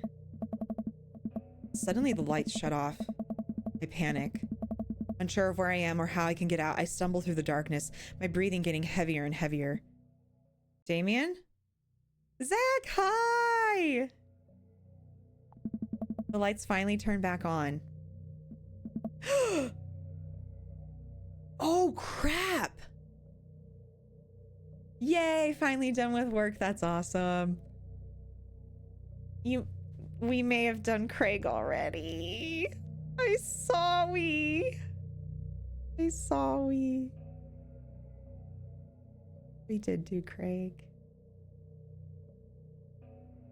Or rather, he did us. I'm just... Okay. Okay, Mary's here. Okay, because she had the vet books. Okay, got it. Okay, yeah. Hey, Sailor. Mary? What are you doing here? Give it a rest, buddy. Ugh. You aren't here for the fight club? I don't want to get punched in the face. Hmm? Great, because this is an animal shelter. A what? Ah. We take care of stray animals and then people adopt the stray animals. Didn't you see the pets when you walked in? Oh, sorry, I didn't really expect to see you volunteering at an animal shelter. Come on. Wow. Okay, kid, way to put me in a box. Dames, you hear this baloney? Just one moment. Thunder cracks and a door bursts open. Appearing from the shadows I see Damien? Oh my gosh. Wow. Okay, it's so different to see him in like modern clothing. It's okay, I've seen it. I just hope I didn't miss Joseph. We have not done the cult thingy. I think we'll do it after this because that's one thing I really want to see. We'll try and get it. Mary gets some points back for being an animal lover. Fair. Hey. It's Damien. He looks completely different. No cloak, no Victorian era clothing, no makeup. I wasn't planning to share this side of me until much later, but I'm not as goth as you think. I'm a systems administrator for the IT department of a realty company. I wear tennis shoes to work and I listen to Bruce Springsteen. I enjoy going to the hardware store and looking at storage solutions. And I volunteer at this animal shelter in my spare time. I'm boring. I'm fascinated with Victorian history and the goth lifestyle. That much is true. It's just not all that I am. And I need you to know that. Oh. I'm sorry, Zach. I think so. I'll make obviously you guys can watch VODs on Twitch. I'll also make sure to get VODs up on our VOD YouTube channel so that if you need to see, if you want to catch up on anything, it'll be there too.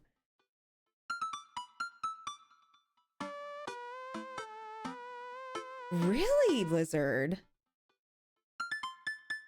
Do you want to speed run the cult ending then? Like, we could just spoiler the hell out of it.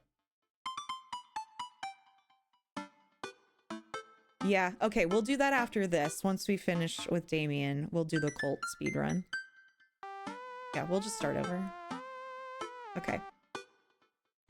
Alright. Oh, I hate to kill the moment here, but there's some pressing business that needs attending to. What? Oh, right. Damien's literally the nicest guy. I love him. I do too. It's Duchess Cordelia. Again? Who's Duchess Cordelia? She's one of the pups. Gets out all the time. Oh, she's one of the pups. She gets out all the time. She somehow learned how to open doors and now she's unstoppable. When did she get out? This morning. I went to go sing sea shanties to the cats, and when I came back, she had already bolted. I have to stay here with the pets, so I need you two to go and find her. Of course. Where could she be? She always ends up running off to the same places. Here, let me draw you a map. Mary starts scribbling on the back of a pet adoption form. She's very smart. Ruthless, even. You need to stay on your toes and get her back by sundown, or else she turns into a werewolf and starts eating people. What? You're a perfect little peach, Halstat. We just don't want her to be stuck outside when it's cold. Oh. I'll grab some treats and we can hit the road. Damien and I look over the map Mary created for us. Oh my god! That's cute! If I tell you how you have to look and what you have to name your dad's Sona, it will spoil what dad it's through? Wait, so how on earth would you get the like how on earth would you ever get the cult then if you had to name your dad a specific like name? You can't just happen on it?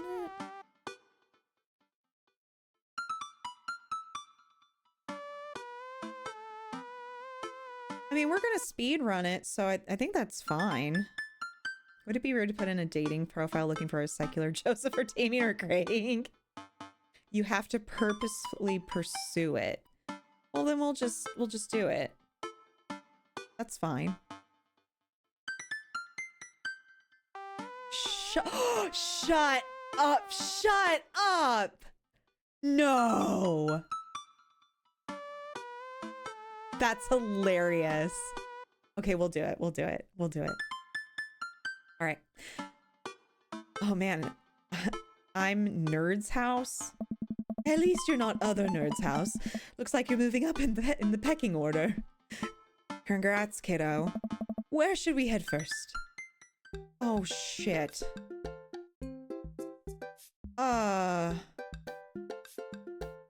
Where did she say the cat likes to go? Okay, near the coffee spoon, maybe? The coffee spoon, right? The coffee spoon. Jamie and I exit the parking lot and start driving toward town. I look over to him. He seems concerned. Shouldn't be too hard to find the Duchess, right? She's a pretty big pup. Mary wasn't kidding when she said that dog was smart. One time she correctly guessed the winner of the Kentucky Derby. It was a really great year for bark, bark, bark. I don't know. What do you think our odds are, Halstat? Oh God, I don't know what he would want me to say. Gotta stay positive. This will be easy. Gotta stay positive. My dad once told me, Halstat, you can't shove raisins up your nose. And that hurt my feelings. I felt discouraged, but I kept a positive attitude, and you know what? I made it happen. Ew. It might have landed me in the ER and forced me to have 10 golden raisins removed from my nasal cavity, but on that day I learned that anything is possible if you have a good attitude and abnormally large nostrils. Young children are really resilient, I suppose. Yes, young children. I was 16. Crap!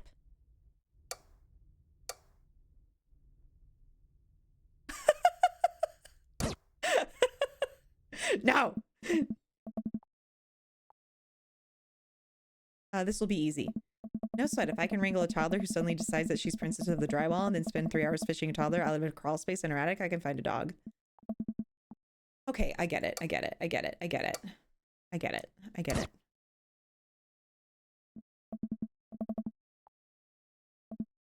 But lo, look upon God's creation and retch with horror at what he hath forsaken. Hell is empty and the devils are all here. There we go. I should have known better. Nice. I thought that would cheer you up. Let's just hope for the best. We got this.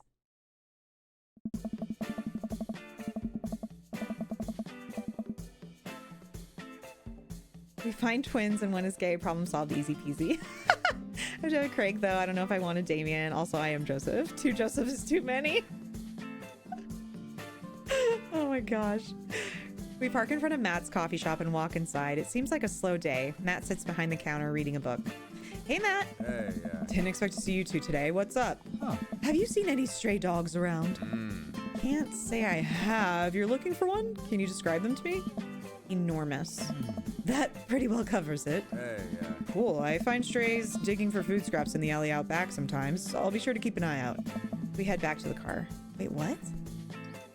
Am I stupid? Oh no, this is gonna be another capybara situation, isn't it? Was anyone paying attention? Do you think... A-side. Capybara. I don't know where to go. Oh, really? Let's go. Oh, I'm excited. That is so funny. Cul-de-sac? We drive through the cul-de-sac and everything seems to be pretty normal. It looks like Brian's doing some yard work. We pull into Brian's driveway and hop out. Hey, don't step on the grass. I just mowed. Have you seen any unusual activity in the area today? Aside from your underwatered lawn? Oh, here we go. How dare you? I take my lawn care very seriously. How's that, please? Huh. You haven't seen a dog run through here, have you? Okay. Well, a little while ago I heard Maxwell barking at something. When I came outside, my garden had been torn to shreds. It's going to take forever to retill the soil. That could be a dog, or a rather feisty raccoon. Shut up, Brian. Whatever it was, it must have been hungry. Ate all my tomatoes. I'm very sorry to hear about your garden. If you need assistance restoring it to its former glory, please don't hesitate to contact me. Will do, buddy. Good luck finding that dog. Oh, no. She's probably still hungry. I wonder if she's looking for more food elsewhere. Are you kidding me? Food. Food. Where would have food? Food? We already went to food.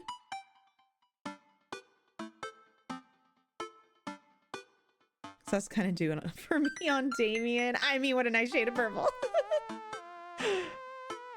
Okay. Thank you, Blizzard.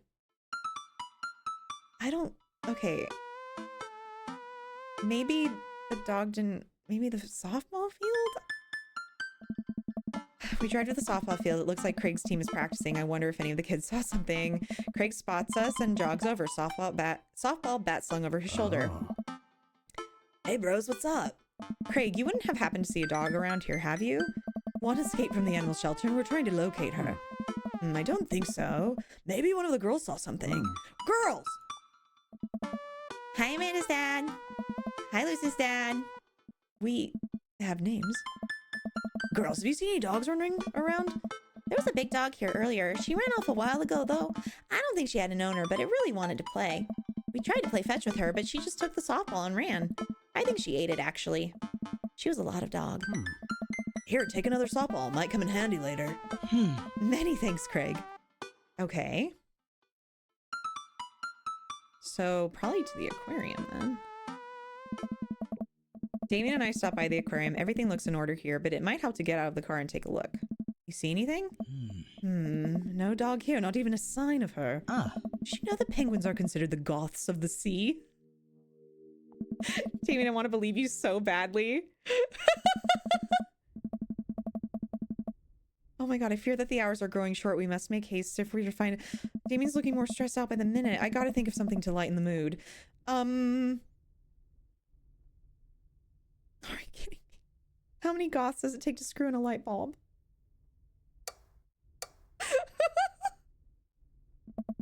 I don't know how many. 1. Goths are very capable, especially when looking for a dog. Damien smiles to himself. I keep reading Damien directions from the map as we drive around town. Are you kidding me? Okay, Bayside. I don't know. We arrive back at the Bayside. Just like old times, eh? I remember it as if it were yesterday. I mean, earlier today. So what do you think? Any sight of the pooch? None yet, although who knows if she made it onto any of these ships. The Duchess would do that? I wouldn't put it past her to know how to navigate in rough seas and without a compass. Very smart. Hops? Damien and I turned to see my daughter. Amanda, what are you doing here? Did you think I just stayed inside all day vegging out on the couch and watching TV? Oh, sorry. What are you doing? Yeah. I'm heading home to go veg out on the couch and watch TV. Had to get a burrito first. Oh no, there's Craig. Hotness overload. Damien needs to stop being so obtusively hot. Imagine moving into this cul-de-sac. It'd be wild. Wild. I kind of feel like in a weird way it'd be really fun. Young miss, have you seen a dog around here? Yeah. Oh, you bet. I saw a Pomeranian with a bow around its neck. I saw a big old Doberman named Henry. There was a stroller full of Yorkies, a Greyhound, a Golden Retriever. Did you see a Mastiff anywhere? No dice. I would definitely have remembered that. I gotta run though. This burrito has about 10 minutes before the cheese breaks down the molecular structure of the tortilla and makes it all soggy. You understand? I do. Of course. Have a lovely evening, Miss Baron. Shoot. Okay, we're going back to Coffee Spoon because if there's food there. We head back inside the Coffee Spoon. Hey, Matt. Okay, yeah, I think I may have seen that dog you guys were looking for. What? You did? A brown mastiff? Size of a house? Yeah, I saw it digging through the trash in the back. It ran away when I tried to get closer, though. Did you see what direction it ran in? Yeah, thanks for a second. Might have been running east, I think. That pup tore through 3 pans of old Grateful banana bread. Want to take some for the road, just in case? Sure thing. Matt packages up a slice. Thanks for the slice. The road slice. This Grateful banana bread is going to be so good. I think he meant to give it to you for the dog. Right. I meant it's going to be so good for the dog to eat. I feel like we're on the right track. You think? If we keep this up, we'll find the Duchess in no time. Hey, if you like dogs so much, why don't you have any? He's just severely allergic. I wouldn't put him through that. But there are still dogs in my life, so for that I'm grateful. There's about to be one more dog in your life, buddy. Splendid attitude. Let us not waste any more time. Verily. East from the Coffee Spoon is the cul-de-sac. We arrive at the cul-de-sac to find everything looking normal, except... Uh-oh. Hugo's front door is wide open. Oh, I'd be having a ton of fun. Amanda is me. I might not be able to remember much, but I'll remember what dogs I've seen. Oh, 1000%. She can open doors? This is classic Duchess Cordelia. A telltale sign. We should approach with caution. Whatever goes down in there, I've got your back. We creep up onto the porch and step inside. Oh my god! There, sitting in the center of Hugo's living room like she owns the damn place, is one of the biggest dogs I've ever seen. Woof. Well, she hasn't broken anything in here yet. Wonderful. Now all we have to do is get this leash on her before she tries to escape again and get out of here before Hugo comes home. Easy peasy. Duchess, come here. The Duchess eyes Damien warily. As he approaches, she begins to growl. She's on her guard. We'll need another plan. Give her the banana bread. I reach into my pocket and pull out the slice of grateful banana bread Matt gave me. Duchess sniffs the air and hones in on the bread. Come here, girl. Nice and easy. Got some yummy, homemade, vegan, and possibly gluten-free banana bread if that's what you're into. The Duchess cautiously approaches me and gives the bread a good sniff before gently taking it from my hand and dropping it on the ground, like dogs always do for some reason. She curls up and starts munching on the bread. Success! Damien walks up behind the Duchess and attaches the leash to her collar. She immediately notices and starts whining. It's time to go home now, Duchess. Damien gives a tug on the leash. She won't move. Duchess, what happened to our rapport? You and I used to be bosom buddies. She still doesn't move. She's huge. There's no way we could even try to lift her. Well, this is a weird situation to be in. I think we're literally trespassing in our friend's house with this large dog. What are you nerds doing? Oh, this guy. That dog would use my dog as a squeaky toy. It's a big dog. Yeah, my dog would think he was that big and then become a snack. Ruh-roh. Ernest stands in the doorway with a plate of pizza rolls.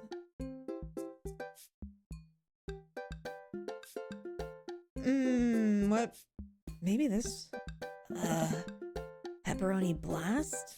What flavor of pizza rolls, we asked? Nice. The Duchess notices Ernest and starts pulling against the leash. Why is this dog in my house? It's a long... The Duchess suddenly breaks free from Damien's grip and hurtles towards Ernest. Ah! Ernest and the Duchess fall to the ground. Pizza rolls fly everywhere. This is bad. Ernest, are you okay? Ernest feeds the Duchess a pizza roll. Hey, she likes pizza rolls. Ernest sits up, but the dog keeps licking his face. Oh, hey. Hugo stands at the door, looking like he's at a loss for words. What? Why are you guys...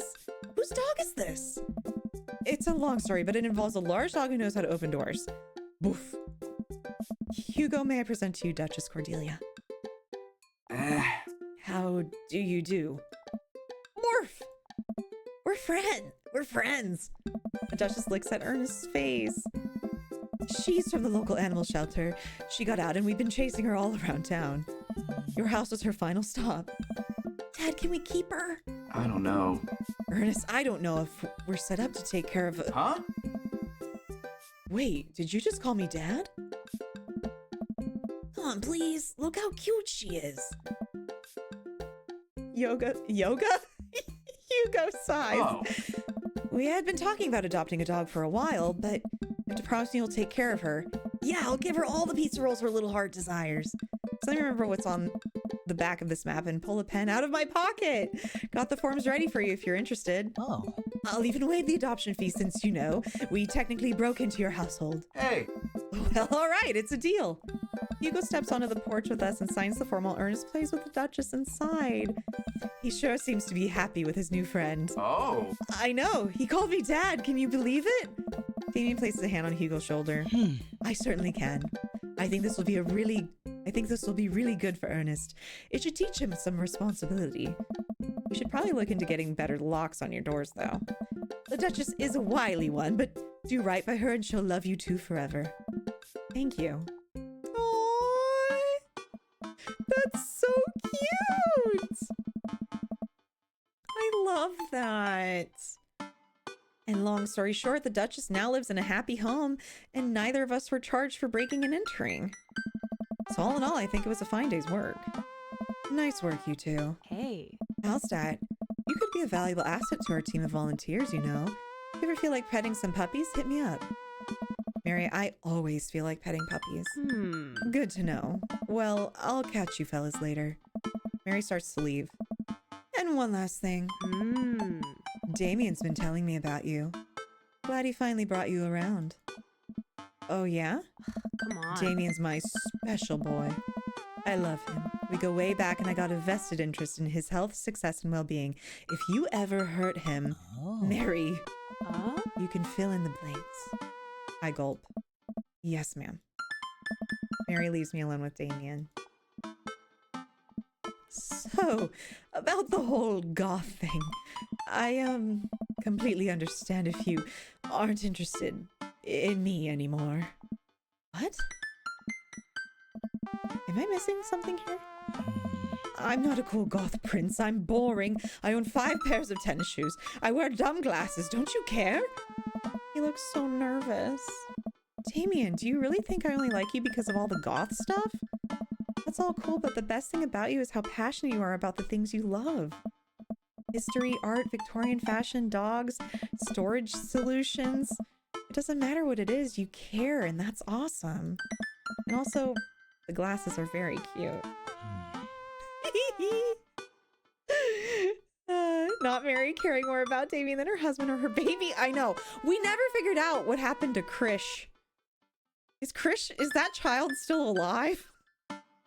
Oh, God. Mary, we are currently boinking your future ex-husband. Not sure about hanging with you, right? Yeah, Halsat does need a job. You don't think I'm boring at all?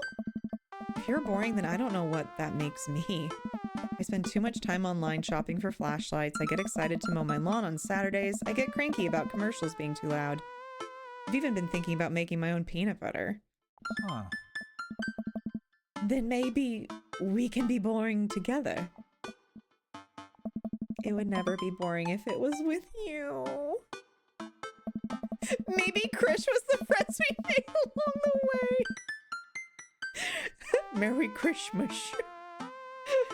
Damien suddenly closes the gap between us and pulls me into a hug. He buries his face in my shoulder. His hair smells like lavender and rosemary. I was so scared you wouldn't like me. Quite the opposite. Damien pulls away for a second and looks me in the eyes. Without the colored contacts, his eyes are so dark and soulful. Oh.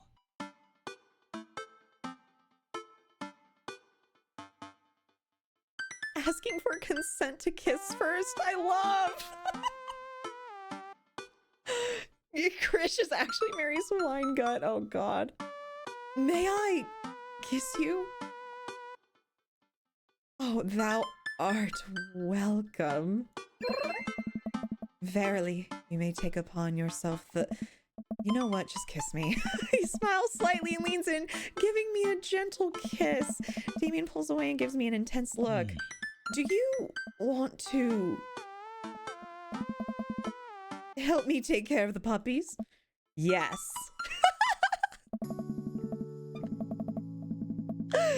Damien and I arrive back at the cul-de-sac, our fingers intertwined. Like a proper gentleman, he walks me to my doorstep.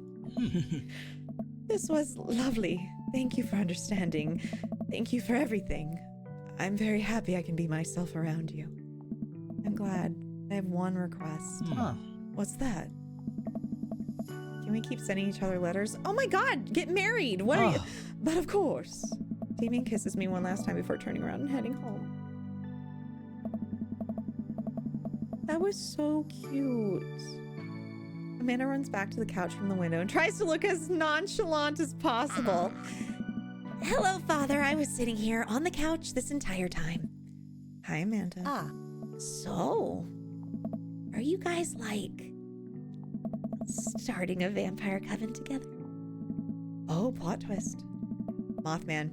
Damien's actually Mothman. I didn't see it coming either. Genius. Well, whatever's happening, I'm really glad you two are happy. You deserve it, Dad. Oh, shucks. I'm gonna head to bed. Catch you in the morning? Sure thing. I make my way to my room and fall into my bed with my heart full, excited for the days to come. Damien is so sweet. Oh.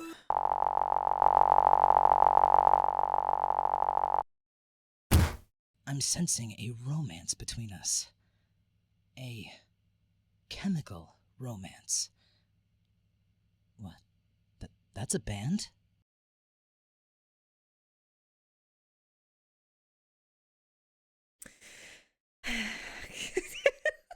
Love. 10 out of 10. Oh my gosh. Okay, now we're gonna actually finish this game. Phew. I think I have everything finally set up. Amanda should be here any minute now. I think that's her car in the driveway. Okay, gotta act natural. Be cool, Halstat, be cool. Amanda walks to the door with a suspicious look on her face. Hey, Dad. Off to a good start. Something fishy? Rats. No, it's the feds. That life of crime is finally catching up to you. I tried to send him in a different direction, but even I'm no match for the power and funding of the US government. Well, if they think they're gonna take me alive, they got another thing coming. I'm kidding. You're right. I have a little surprise for you. Oh. Yeah, I can tell. You're very bad at lying. My Chemical Romance mission, everyone cheer! Hooray! Amanda, my dear, would you care to join me in the kitchen? Father, it would be fill my heart with glee. I lead Amanda over to the kitchen table where a present lies covered under a tablecloth. It's nothing special, but I wanted to get you a little something. You graduated high school last week, and I know you told me not to make a big deal about it, but... Aw, Dad, you... I dramatically whip the cloth off the table. Amanda's jaw drops. No way. I figure you probably won't be able to get cable in the dorm, so I thought it might be nice to take a piece of home with you. A DVD box set of long haul paranormal ice road ghost truckers. This is all 19 seasons. And bonus material, including commentary with actual ghosts featured on the show. Huh. Dad, I love this. Thank you. She gives me a big hug. Glad you like it. Hey, you want to hang out with me in the backyard for a bit? Toss the old pigskin or something? Totally. I follow Amanda to the back door. Hey. Oh my god! Wait, what? I invited all the dads to your graduation party. Look, hon, all the men I've slept with here to congratulate you on your next chapter in life. What? You told me not to make a big deal, but you seem to have forgotten that my entire mission in life is to make a big deal out of your accomplishments. So consider this your graduation party. This is a party for Halstat. Are you kidding me? Surprise! Dad, everyone's here. Well, yeah, everyone wanted to come and support you. Is that a mac and cheese bar? Sure is. Fully customizable down to the type of mac. Sausage party for Halstat. Yeah, I would hope all their kids are there too. Oh, Lee, I will wait for a mod to let that go through.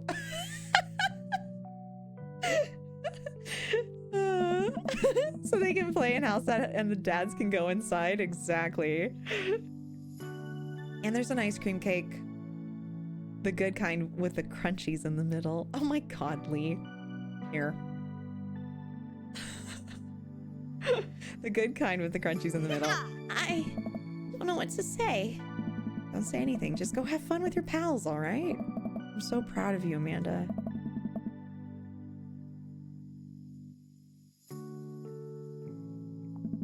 Amanda runs to her friends. I should make the rounds to make sure everyone's having a good time. But first, mac and cheese. Halstat, my dude. Pablo, how's the shirt business going?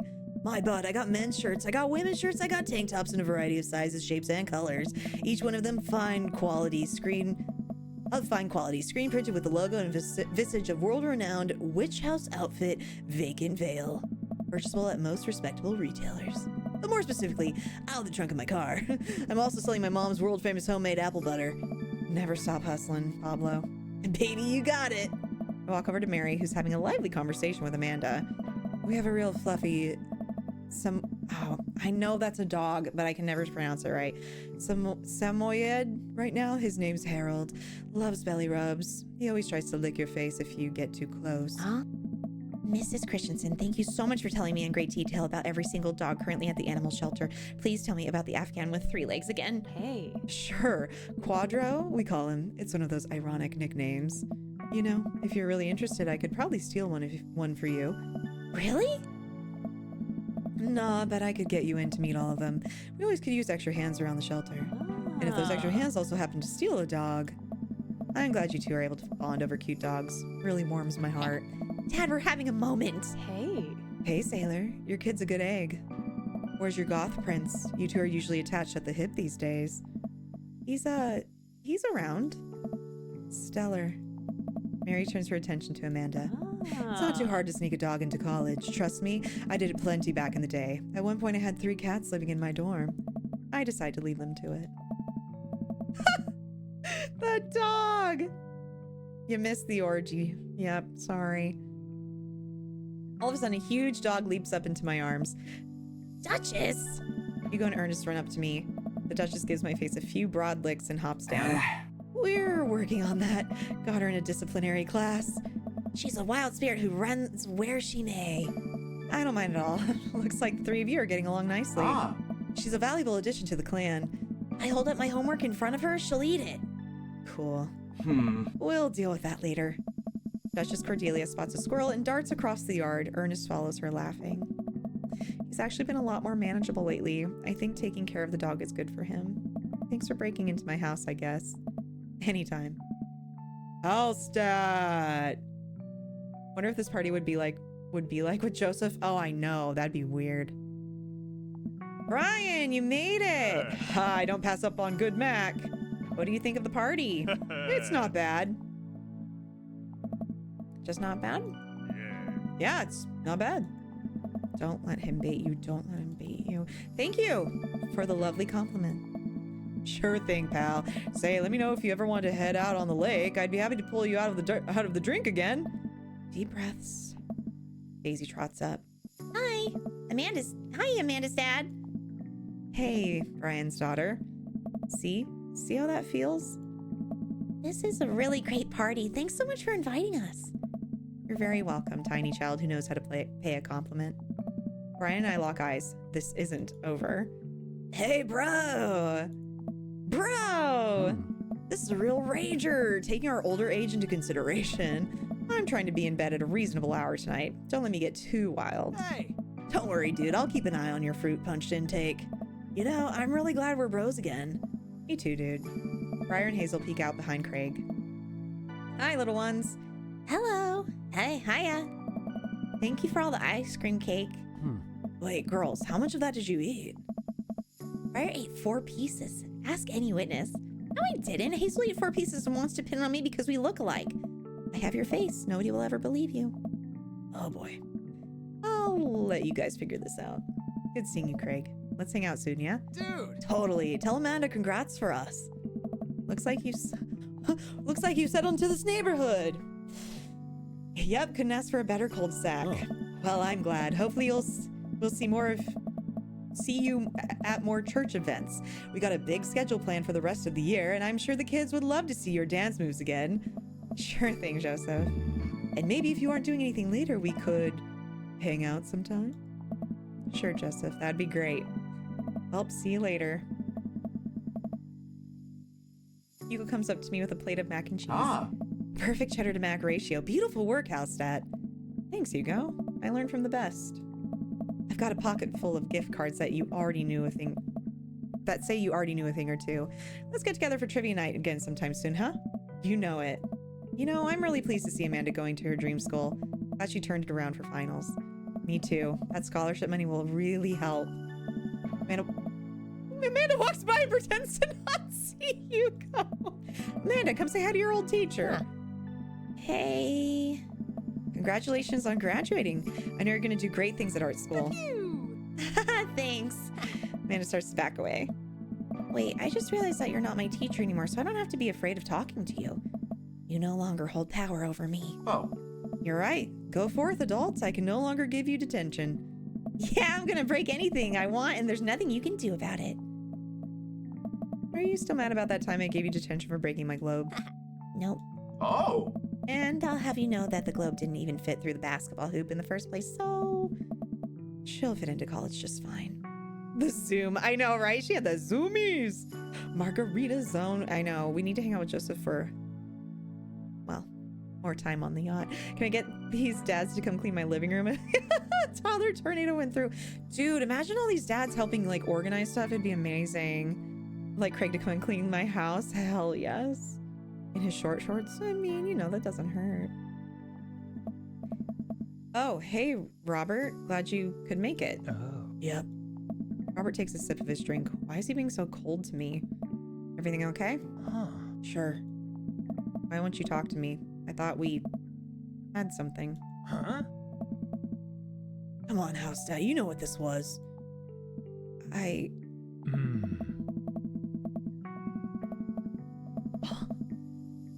You were an object to me the same way I thought I was an object to you. Figured we were here on the same page here, at least from how you were acting. But I don't want to be in this if there are feelings involved. Got too much to deal with as it is. I'll catch you around. Oh. All right. Hey, man. Matt! Let me know when Amanda leaves for college. I'll have a fresh batch of grateful banana bread ready for her. Thank you. I know she'll love that. Have you gotten that oregano smell out of your upholstery yet? Still working on it. Hey, Amanda's dad. I turned to spot Lucian walking up to me. Yes, Lucian? Thanks for inviting me to your party. Anytime, bud. I know we had a rocky start, but I'm glad to know you. I hope you know how much your dad cares about you. Yeah. My dad's had a rough couple years, and I know that it must not have been easy to raise me alone. He's kind of a weird guy, but I love him a lot, and it seems like you make him happy. So, you're cool in my book. Thank you, Lucian. That means a lot to me. Sure. And let me know if you want me to give you a stick and poke sometime. Also, I'm sorry about the oregano thing. Thanks for coming by, Lucian. See you around, Hellstat. Oh my gosh. I mean, he can't walk. I'll have to get out because I'll crank the heat all the way up. He'll have to. Oh my gosh. As the party starts to wind down, I take a seat on our back porch step. The sun is setting and everyone seems to have eaten their fill. Amanda wanders over and sits down next to me. Killer party, Pops. What can I say? I was inspired. So, I also have something for you. For me? Why? Not to be completely genuine about my feelings for once or anything, but growing up wasn't easy, but it could have been a lot harder if it wasn't for you. Dad, you've been there for me through everything. There's been times in my life where you were my only friend. I was really scared of going to college and being so far away from you, but I realized that everything you've done for me has been to prepare me for this, and I'm ready. I wouldn't be who I am today without you. Oh my God. Don't cry, don't cry. I swear to God, Hellstat, if you cry again. You're the best, Dad. I love you. And I'm crying. Anyway, that was enough emotional vulnerability for one day. Present time. Amanda hands me a tiny wrapped package. I tear the wrapping off to find a framed picture of me and Amanda. It's us. Kind of shocking. All of our photo albums are just pictures of me, huh? Figured we needed at least one together before I leave. Amanda, thank you. Watching you grow up has been the happiest experience of my life. You're such a talented, intelligent young woman, and I'm so excited to see what the future holds for you. Knock 'em dead, kid. Always do. Man and I share a hug. This is so sweet. This is only the beginning, Pops. Plenty more memories for us down the road. Memories to make and stuff to break, right? Aww. Oh, we got the good Amanda ending. There's a bad Amanda ending? Oh, God. Well, I'm gonna break so much stuff, intentionally and unintentionally. You're probably gonna have to pay for most of it. It would be my honor. Amanda hops up. Looks like someone's been waiting to talk to you. I glance over to the back of the yard where Damien is sitting on a bench beneath our cherry blossom tree. He smiles at me. I'll leave you to it. Me and the Emmas are gonna get ice cream. Oh, she made up with the Emmas. Love you, Pops. Amanda runs off to join her friends. Wow, that's pretty. I take a seat next to Damien as the last guests make their way out of the party. Did you know that in the Victorian era, they would call benches seedy boys? What? Really? I'm kidding, Hellstat. But what if... It's good to see you in your civvies again. Thank you. I had a revelation the other day, Hellstat, and I think it was largely due to your continued influence upon me. There was a version of myself that might have been embarrassed to show you my true form, my information technology form. But what you said about me, about how my passion was what you truly admired, that emboldened me to feel like myself regardless of how I choose to dress and act. Instead of separate entities, there are simply different facets of myself, a three-dimensional human being with his own thoughts, wants, and needs. I love dressing the way that I do, but feeling constricted by what I thought was my own personal brand made me lose sight of why I did this in the first place, to make myself happy. I place my hand on Damien's and feel a slight squeeze. Looking up, I'm greeted by Damien's warm smile. I'm trying to be more comfortable with who I am rather than dwelling on who I could be to other people. I can't stop smiling. I'm so proud of him. Damien, I'm so happy you've realized that you can be a dog-loving goth. Me too, Housetat, me too. I feel myself inching closer and closer to Damien. I go to brush a lock of hair out of his face, and I'm shocked at how soft it is. How is your hair so soft? Dog shampoo. I keep running my hands through his hair as he leans closer to me, placing a hand on the side of my face. He strokes my cheek with his thumb. Oh. You know, public displays of affection were considered scandalous in the Victorian era. Damien pulls me in for a kiss. But I think I can make an exception for you. No. That's it. We did it! I'm dressing in his full goth fit. 24/7 really isn't realistic to the goth experience anyways. 90% of the time we look like gremlins. 95% we're gamer goth. Oh my gosh. Erika Ishii was Amanda? Shut the front door. That's funny. Yeah. Shut the front door. That's hilarious. Amazing. 10 out of 10.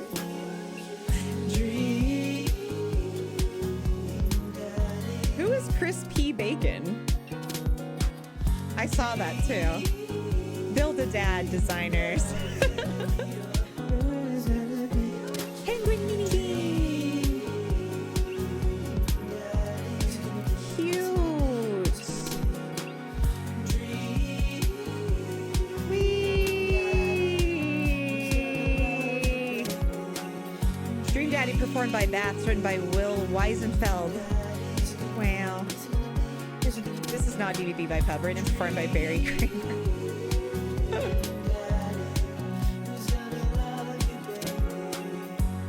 Currently my goth gremlin gamer fit, black joggers and black Unis Anus tee. Nice. Who's that, Pengalore?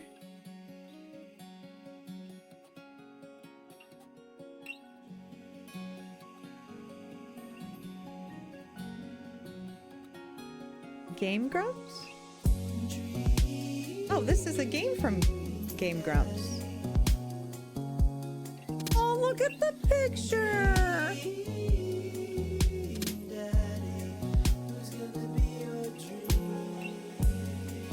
That's so cute. That makes so much sense now.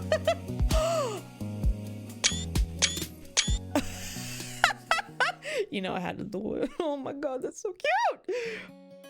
Oh, we did it, you guys. We went... Well, I mean, we haven't 100% of this game, but still. That was cute! I vaguely know Game Grumps, and that's about it. I know Erika Ishii. That's funny. Okay, well, guys, we need to do a new game, right? Does that erase the other game? Do you think that erases everything we've saved? You know, Erica, that's it, yeah. Cult ending? Yes, we need to do it. Before we head into the cult ending, I'm gonna run a 2-minute ad just so we're not interrupted mid-cult. Just do a new save, okay.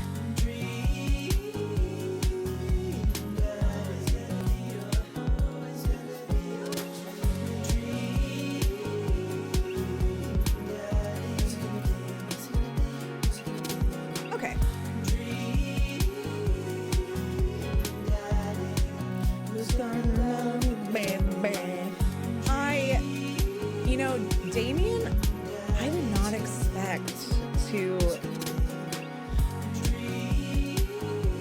not expect Damien being the pick. I went into this just purely on looks. Hugo. And then, you know, let's see. I feel like ranking, I would go Damien, Joseph,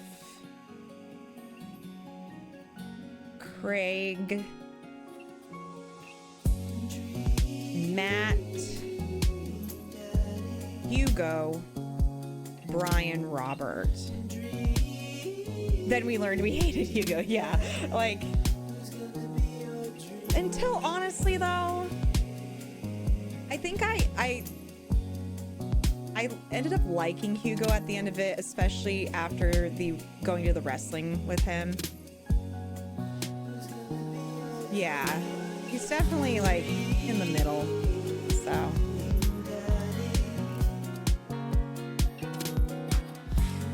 We're just waiting for the ad to end. And then we're gonna do the cult one. Oh, you put it in Discord. Oops. No, don't do that, no.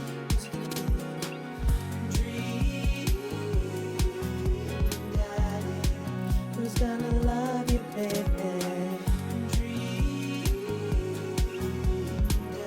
Cult ending prerequisites. Okay.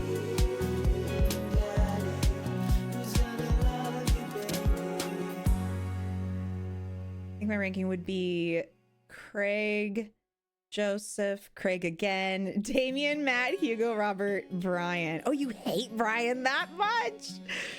Okay, Damien, Matt, Craig, Joseph, Hugo, Brian, Robert. Okay. Nice.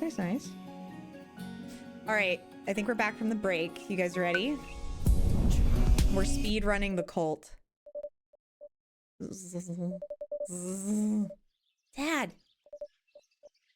Dad, wake up. Wake up. I finally opened my eyes and sat up. I'm lying in the middle of the living room, spinning a moving box. Yawn and stretch. Morning, Amanda Panda. Ugh. Yikes, dad breath. Go brush your teeth. All right. We got this. Oh, Feel that dad. okay. Thick tank. Aw.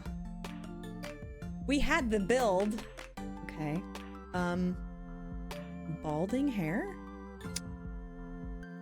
Like no hair at all? Okay. Head.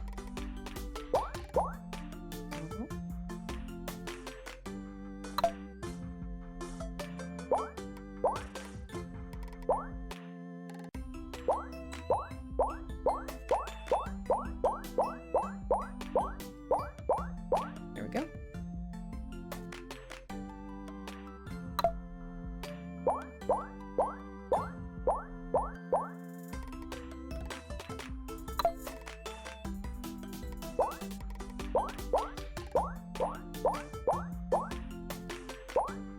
Imagine you just randomly made the right, like, dad, you know? Wait, what?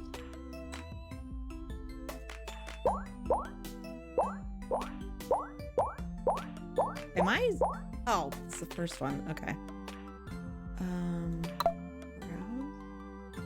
No facial hair. What about a wizard?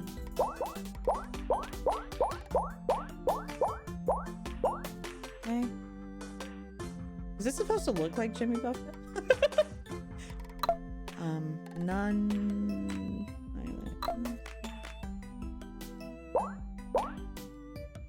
What the hell? No, piercing.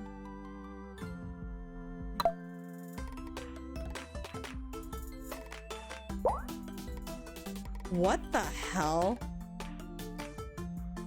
Is it really? He looks so creepy. Okay. Thick tank bod. Oval head. Is that okay? Oh, wait. I did this wrong. Oh, hold on. Hair. I just want to make sure it's not technically a... Oh, there it is. Balding hair. There we go. Oh my god. Okay. What color do we do the hair? That has nothing, that won't like affect anything, so we can make it whatever color we want. I guess the blonde is kind of funny, so let's stick with it. Balding, hair, wide eyes, Roman nose, cheese mouth, wizard brows, no facial hair, pilot glasses, no piercings, Tommy Bananas suit. Looking good, Daddy. Name that dad. His name has to be Jimmy Buffett.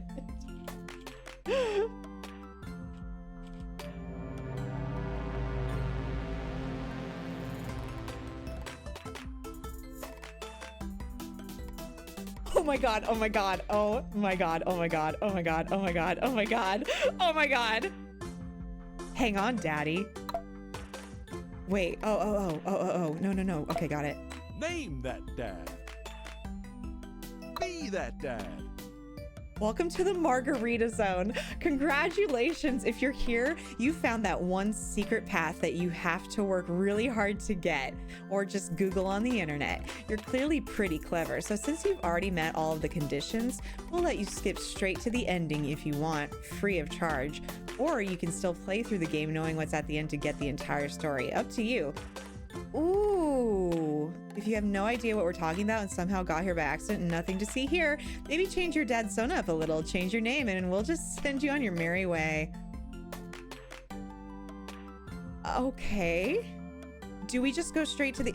I feel like if we play the whole game, I just think we'd have to... We're going to the end. Give me this nightmare.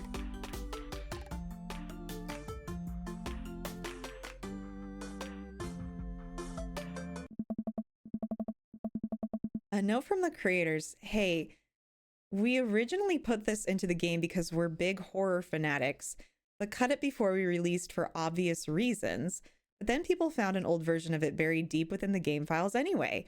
We absolutely acknowledge that this ending is conceptually messy, and if the existence of it sullies your experience with the rest of the game, just know that it's totally non-canonical. We made it intentionally impossible to get unless you're actively seeking it out, so nobody could stumble onto it by accident. So without any further ado, here's the cult ending.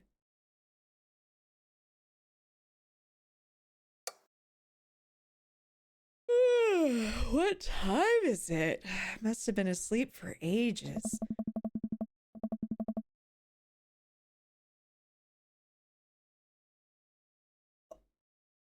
Oh, so we got together with Joseph then. Okay, yeah, because Margaritaville.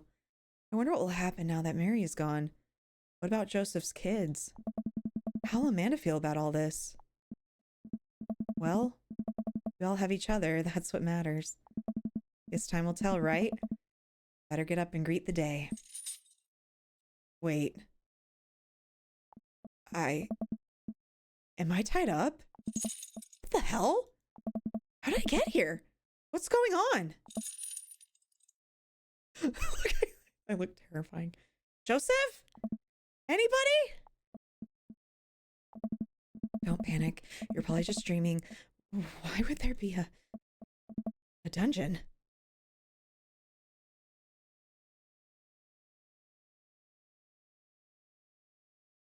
Wait.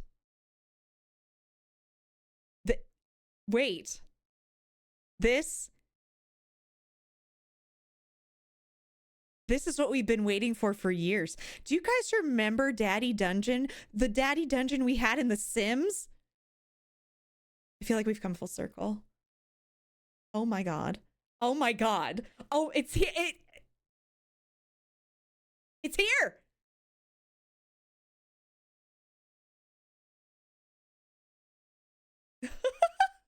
Time is a flat circle. We're playing a game where there's a daddy dungeon. Yes, we manifested this. Holy cow. It only took a little while to get it, but my god. Is this the basement of the church? Confirm my church does have an area we call the dungeon. No. A daddy dungeon for Jimmy Buffett. This is a dungeon. A daddy dungeon. An evil dungeon. Why would there be an evil dungeon in here? I have to take screenshots. This can't be real. Maybe I had too much Twilight Rouge. I'm dreaming or something. Oh, this isn't a dream. I see someone at the end of the hall. It's just a shape. I can barely make out any features. Who's there? Can you untie me? You can try waking up if you'd like. I'll even pinch you if you're into that. Please, I don't know how I got here. I think there's been a mistake. You trust me, right? I mean, why wouldn't you? Joseph?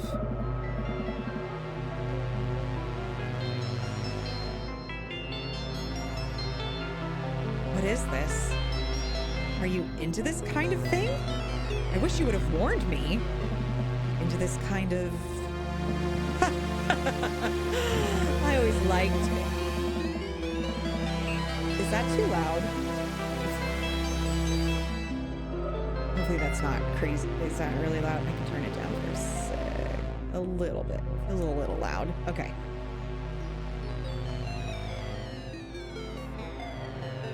I always liked you, Jimmy. Goal-oriented. Anchored by family. The Rock, is it? Okay, let me turn it down a little more.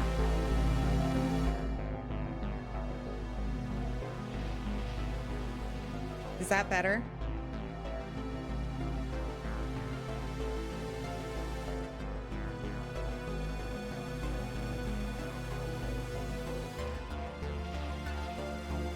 Yeah, okay. Thank you for letting me know. All right. I always liked you, Jimmy. Goal-oriented, anchored by family, the rock in a shallow sea. I had a whale of a time last night. Get it? Whale? We talked extensively about whales last night. You don't really like them? You're not in a joking mood, I get that. His voice is different. This whole situation is different. The way he's talking, it's dastardly, sadistic. It can be both. Throw another one in there. Wrathful? That's a good one. Wait, how did he... I'm very perceptive. A good listener. I heard all those impure thoughts, Jimmy. And about a married man, no less. I'm pretty sure that's a sin. Who are you? I told you. I'm a cool youth minister. Have you seen my tattoos? Were you even watching me tear it up on the dance floor? You used to be a lot more fun. Well, hi. My name is Joseph. I have an alcoholic wife whose life I destroyed. We're married, and their kids? Joseph laughs. My kids? Those aren't my kids. Well, they are my kids in a way. Cosmically, I guess you could call them vessels. And in that case, I guess that technically makes me not a dad. Whoops. Sorry to kill that little fantasy for you. Joseph, this is insane. So the whole minister thing, that's just a front for this weird sex stunt? Joseph starts laughing hysterically. He wipes a tear from his eye. That's so cute. You think this is a sex thing? I mean, it's kind of a sex thing. The safe word is Jimmy Buffett. Oh my God!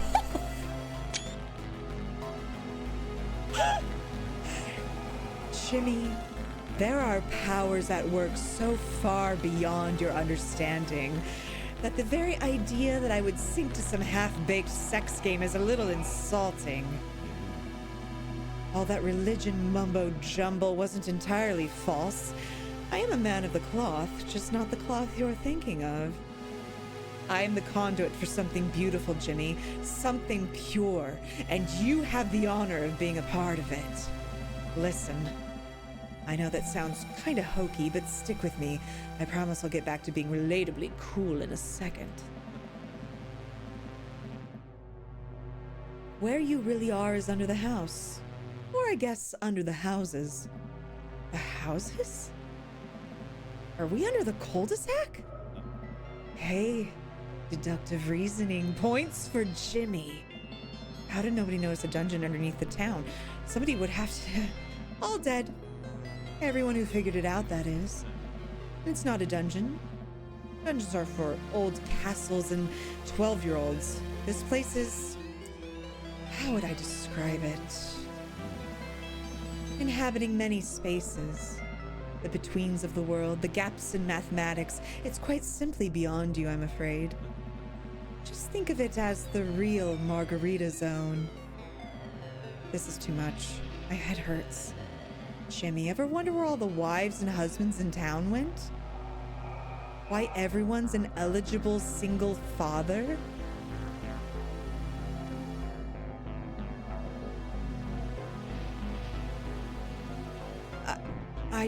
I just thought it was a coincidence. Nothing's a coincidence, idiot. No town in America has such a concentration of eligible, willing dads. And do you want to know why? I don't know if I do, Joseph. Because of me. Because of my work. Because of my loyalty. Loyalty? You're insane. Profoundly. How many couples have I pushed to divorce? How many wives and husbands have I hunted in the dark? Wait.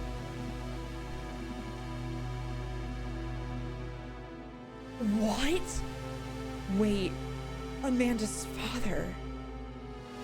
Alex, it can't be. I unfortunately can't take credit for that one.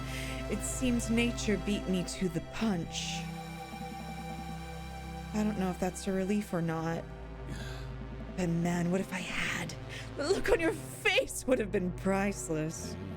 Maple Bay is a psychic beacon of unfathomable power, but it requires sacrifice.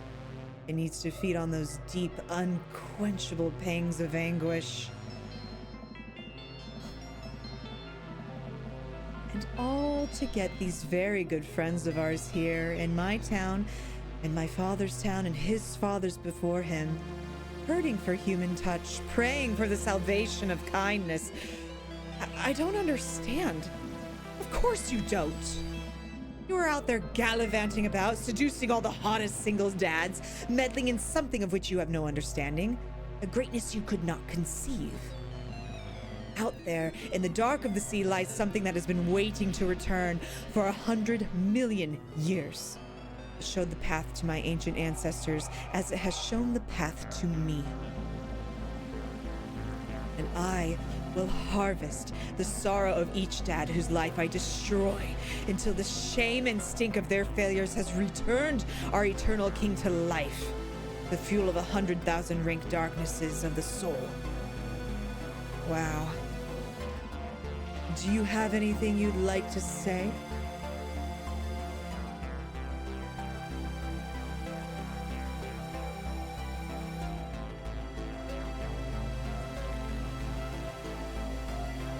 You're a monster.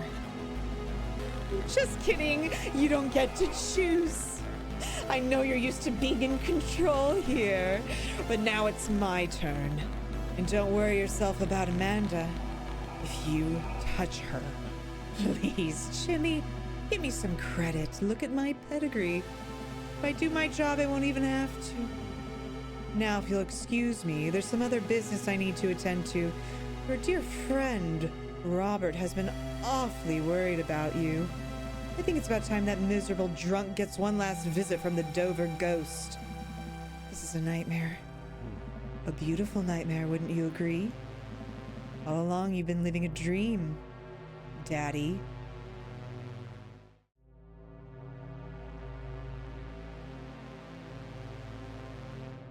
So now Robert cares? Apparently so. Now it's time to wake up. What? Oh man, this is bad. This is very bad. How long was I out? When is he coming back? How do I get out of here? My hand slips over my mouth. Don't say anything. Hell, don't even think anything. It's okay, Jimmy. It's me. What? What? What? What? I'm gonna get you out of here. She kneels down and starts working on the ropes around my ankles. I gotta be honest, I didn't like you at first. I guess I did try to break up your marriage. Shut up for once. Look, truth is, I feel sorry for you. I feel sorry for the both of us. I don't think you're a bad person, despite what you might think of me. I don't want it to end like this, not again. I raise my eyebrows at her. Come on. Who do you think lived in that house before you? Don't think about it. He's coming. Run like hell, kid. Mary finishes untying me and disappears. I have to get out of here. I bolt from the chair and run as fast as I can down the hallway outside of my holding cell.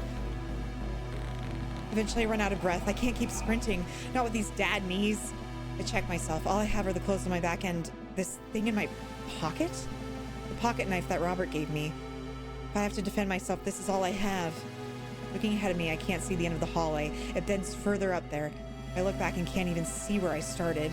I guess the only thing I can do is keep going and hope there's a way out on the other end. If there is another end. The hallway bends and twists. Sometimes it gets smaller to the point where I have to crawl on my hands and knees to get through. Sometimes it expands into a great cavern where I can't even see the ceiling. I see no way out other than to keep moving forward. I don't know how long I've been walking, but my body aches with soreness. I'm long past dehydration. My head is pounding. My vision is blurred. I lean up against the walls of the hallway for support. And yet still here I am. I've been walking for what I think must be days. Could be weeks, months. Exhaustion has sunk into my bones. I drift in and out of consciousness. I think I've slept, if you can call it sleep. My dreams are plagued with nightmares of being chased down this hallway. I see Joseph's kids. I hide in the shadows. They're coming to drag me back to Joseph. Oh God, Joseph. I can see his face so clearly in those dreams. I don't know why I keep moving, why I keep placing one foot in front of the other. My clothes are tattered and my shoes have worn through. My hell is inescapable. Until it's the door. A door at the dead end of the hallway. I place my hand on the knob, seeing for the first time my gnarled fingernails and stretched papery skin. I open the door and walk through. I'm in my house? How did that... Dad! Amanda rushes into the room, wrapping her arms around me in a ferocious bear hug. Whoa. Where have you been? Are you okay? I tried calling you like 30 times. Amanda? What happened? Did the boat break down or something? Oh, you know what? I'm just glad you're home.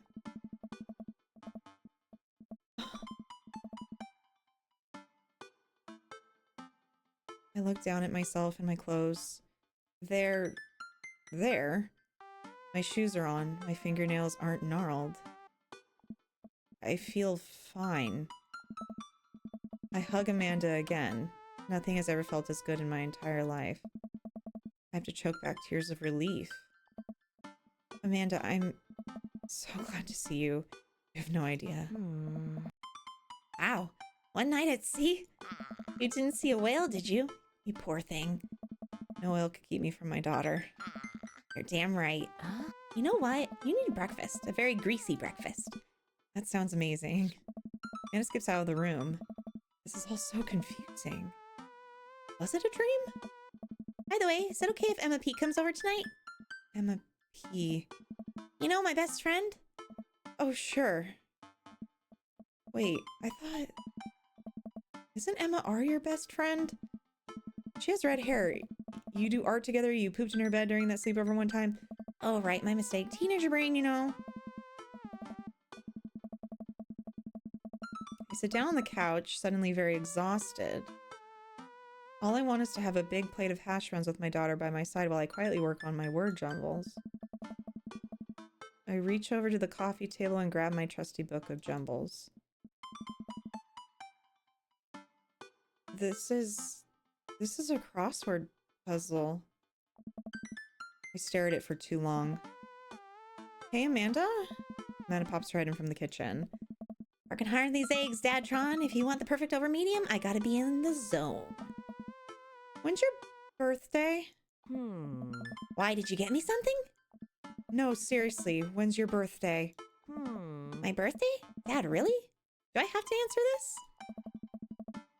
I've seen a lot of weird stuff today, Amanda. Humor me. My birthday is... It's...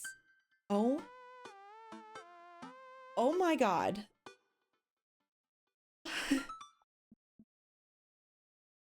Ugh. Nothing gets past you, huh? You know, I almost had you go in there for a sec. Was it the crossword puzzle that gave it away? You know, I try so hard to nail the details. Like cooking you breakfast, over medium eggs with hash browns. Come on, that's so you. In my Amanda impression, I really think I stuck the landing on her irreverent yet wholesome tone. The whole manic pixie dream daughter thing. I should have been on Broadway with these chops. I feel like you're not appreciating how much work I've put in here. Cracks begin to form along the walls around me. I look down and see the floor collapsing in tiles. As the walls crumble, I see where I truly am. Almost got away, huh?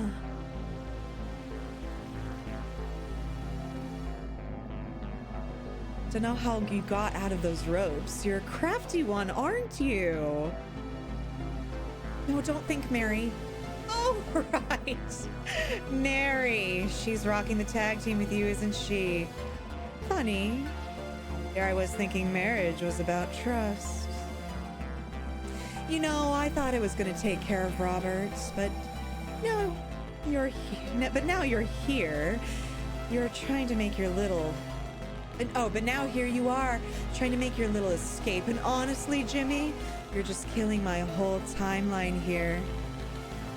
Wait, Robert. As quick as I can, I pull this folding knife out of my pocket and lunge for Joseph, throwing all my force into him. Joseph knocks the knife out of my hand. It skitters across the room. Oh, man. Jimmy, I thought we were cool. I thought we had a thing here. What happened to Margarita Zone? Well, sorry, bud, but I guess I'm gonna have to do you dirty. Doing you dirty means I have to kill you. Joseph wraps his hands around my neck, smiling as he tightens his grip. What's wrong? You were so into this last night.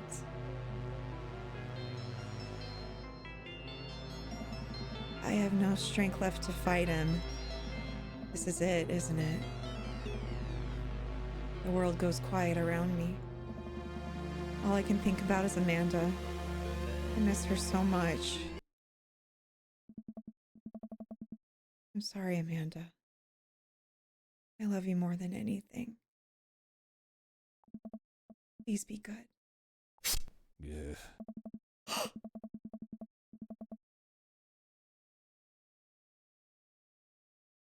Joseph's eyes go wide. He releases his grip on me and I gasp in air. He turns around. It's over, Joseph.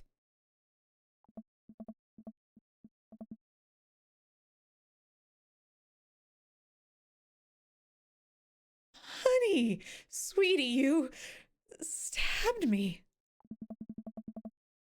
You stole so much of my life from me. Joseph backs away from Mary, clutching the wound on his shoulder. Sweetheart, we can work this out. I'm done with you. Father? Chris peeks out from behind the door Chris peeks out from the doorway behind Mary.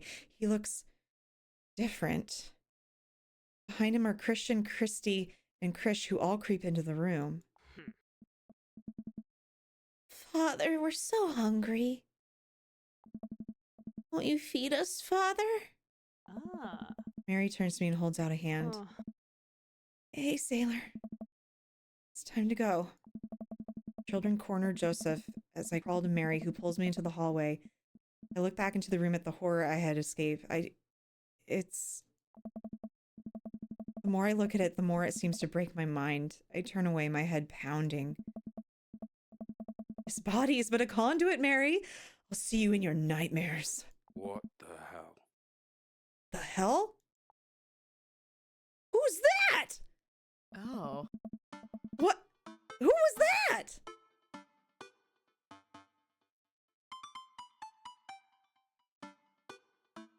They ate him. What the hell? My eyes open and I shoot up in bed, gasping for air. Dad! Amanda leaps off the chair in my room and attacks me with a hug. Amanda! This is the best hug of my life. I was so worried about you. So happy to see her again. Wait. Amanda, what's your birthday? Dad, did you forget again? Huh? It's March 22nd. You got me a record player and we ate an ice cream cake at the beach. But then I dropped the ice cream cake and got sand all over it. Remember? I remember that. Panda, I missed you so much. What happened? Huh? You don't remember? The yacht sank. The rescue crews had to pull you out of the water. That was a few days ago. Where's Joseph? Oh no. They found something in the yacht wreckage. Some documents that showed he was embezzling funds from the church. Nobody's seen him since. There's a detective here who's been waiting to talk to you. He's nice, but he's drinking all of our coffee. Let me go grab him. Wait. Yeah? Amanda, I love you so much. I love you too, Dad. Amanda skips out of the room. In a moment, Mary enters with... Oh, the guy I saw in the hallway. Rise and shine, bucko. Mary, are you okay? You know, it was a real shame what happened to Joseph. I had no idea he was doing what he was doing in the church, or to the church. I can't believe he ran once the feds showed up, leaving me to take care of our 4 beautiful children on my own. But don't worry. They're staying with my parents out in the Midwest till this all blows over. Mary stares at me, waiting for me to say something. Good answer. Glad to see you both got your stories straight. I'm happy you're okay. I was worried about you. Thanks, Mary. Mary cracks a smile before turning and leaving the room. Take it sleazy, fellas. Once the door closes, the man pulls up a chair and sits next to my bed. I know, Dr. Hottie? Is he single? Did Sabrina Carpenter help reveal that? Yes. You don't know me, but I know a lot about you, Jimmy. Been keeping tabs on this for a while. Who are you? Graves, Detective Saul Graves. Saul Graves. There's strange and mysterious forces at work here in Maple Bay. What you saw down there, what we both saw down there, I don't know if I'll ever be able to forget it. And I get the feeling that you won't be able to either. But it's my job to get to the bottom of it. So what does this mean for me? It means to live your life like none of this ever happened. Go be happy, go raise your daughter, go fall in love. Be well, Jimmy. Saul walks to the door of my bedroom but stops. He turns to me. He didn't ask any questions. And I know it's hard to raise a kid as a single parent. Even I lost my wife under mysterious circumstances. Barry and I have been on our own for a while now, and if there's one thing I've learned through all of this, it's that us dads have to help each other out. Give me a call if you're ever in danger. Get some rest, but if you're not doing anything later, maybe you give me a call. You better call Saul.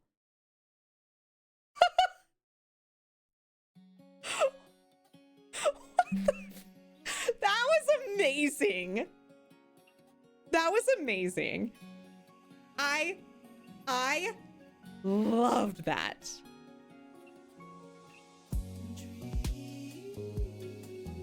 Oh, sorry. Erika Ishii was Amanda, not Mary. That's my bad, but Erika Ishii was Amanda.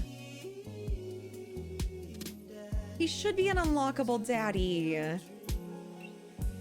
What the hell? Yeah, for second playthrough. That'd be so fun. Oh my god. I know, I get why they didn't want that ending in this, but I love it. Oh, way better than Crush House. Way better than Crush House. So you guys were saying that there is like a DLC that is just a comic though? Or something like that, if I'm remembering right. It was a cool fucking ending for sure. It was so cool. I loved that. More of that.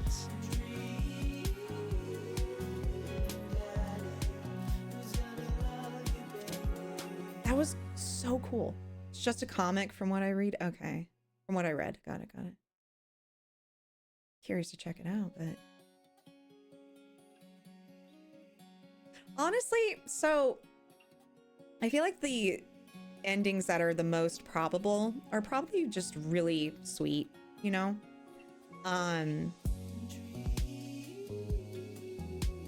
But man, I love the twist of this one. Because it is, like, you think about it, it is really weird for an entire, basically, town to have a ton of single people in it. Or, like, single or widowed people in it, really. Saul is number 4 behind Craig again, always.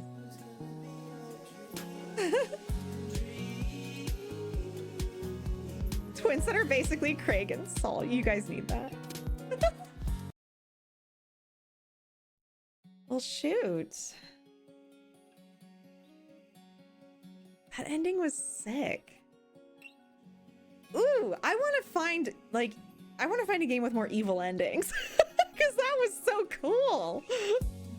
I loved that. That is sick.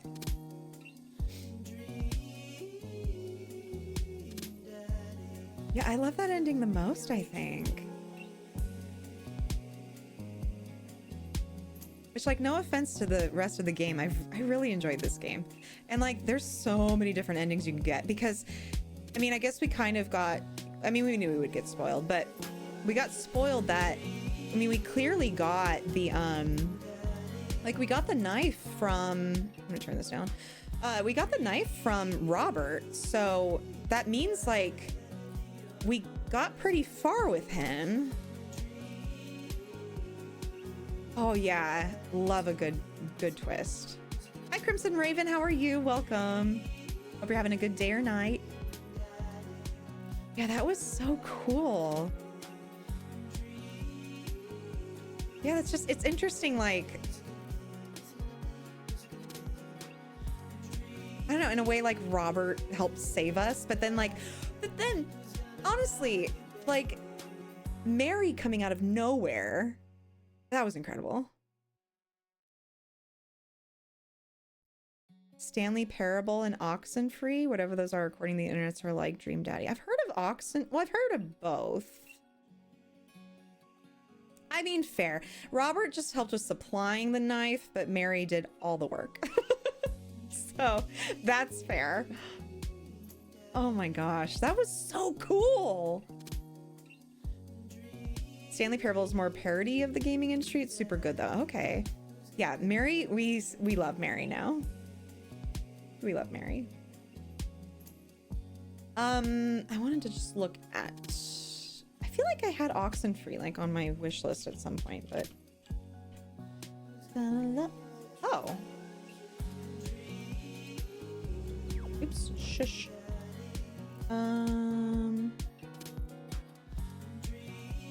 So a supernatural thriller about a group of friends who unwittingly open a ghostly rift. You are Alex. Wait, that's kind of interesting because Alex is who is our late husband. Wild. Anyway, you are Alex and you just brought your new stepbrother Jonas to an overnight island party gone horribly wrong. That's your name too, wait! I'll add it to my list. Then, Stanley Parable, let's see. Am I typing in the right? Hello? Stanley. Oh, I see. So Stanley Parable is a first-person exploration game. You will play as Stanley and you will not play as Stanley. You will follow a story. You will not follow a story. You will have a choice. You will have no choice. The game will end. The game will never end. It's from 2013? What? Okay, wait, that sounds cool. All right, I'm going to add to my wish list. Okay. Those are good ones to remember. Oops. Oh, there.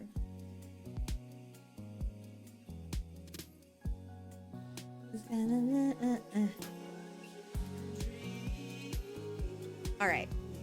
Listen, I love this song, but I'm gonna swap over to some other music for now.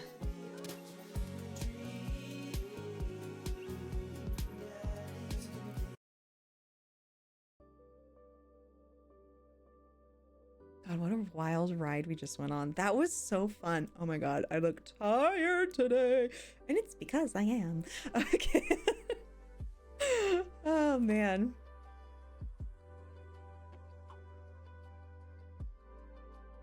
She got rid of the creepy kiddos, so bonus true. But how are they gonna keep being fed? I don't know. I don't even remember what else I recommended. Gonna freak me out saying it a lot. I don't think any others have a twist like that, to be honest. Whenever you said Halstat's dead hubby name, I was like, huh? So new game. I got nothing. Just shocked that with that cult ending, but an with all the daddies. Your jaw was on the floor with that ending. It was amazing. I really liked it. It was cool. I'm sure we'll find something. So that was awesome. Last Prom is the similar vibes. Dating sim, Doki Doki is a horror game. I think Emily is Away may have a twist, but I really can't remember what happens. Just that it's a choice-based one. Oh, okay. Well, you know, we'll find some fun ones. Stanley Parable actually looks really interesting. Could be fun. We also do need to get back into Baldur's Gate and keep going with our story. Otherwise, we're never gonna finish it. Like, ever. But we could pace ourselves. I'm gonna brighten the lights a little bit so I don't look as dead. But you know, we'll pace things out. Monster Prom sounds wild. Vote for that. Monster Prom has the similar vibe. Okay, yeah. There's a sequel called Monster Camp. This one time at Monster Camp. Lol. Oh man. That was cool. I'm like hyped. Am hyped. That ending was sick. That was so cool. I love that. Sorry, I'm just like, I'm obsessed with that ending. Oh, might be a fun Valentine's game if you want to do another dating sim. Okay. This one time at Christian camp. Had a full boyfriend? What do you mean it's something? Have you played Life is Strange? Yes, I've tried, but the pacing's really rough for me. I get very sleepy with that game. Like, I've tried playing it, I think, twice, and I've never gotten to the end. You date various real birds? Pingler, what the hell? That cult thing would not have been out of place at the camp I attended or the church. I love Life is Strange. I need to play the newest one. Oh yeah, there is a new one, huh? No to bird dating. Dating. Look it up. You'll see. I don't want to.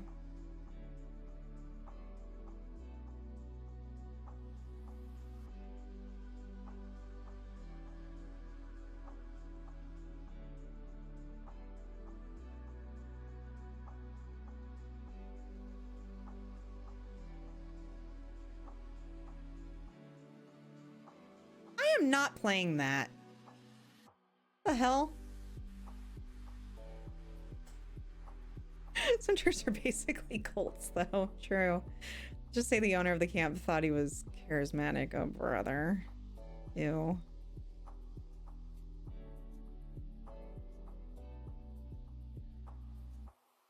Wow. Well.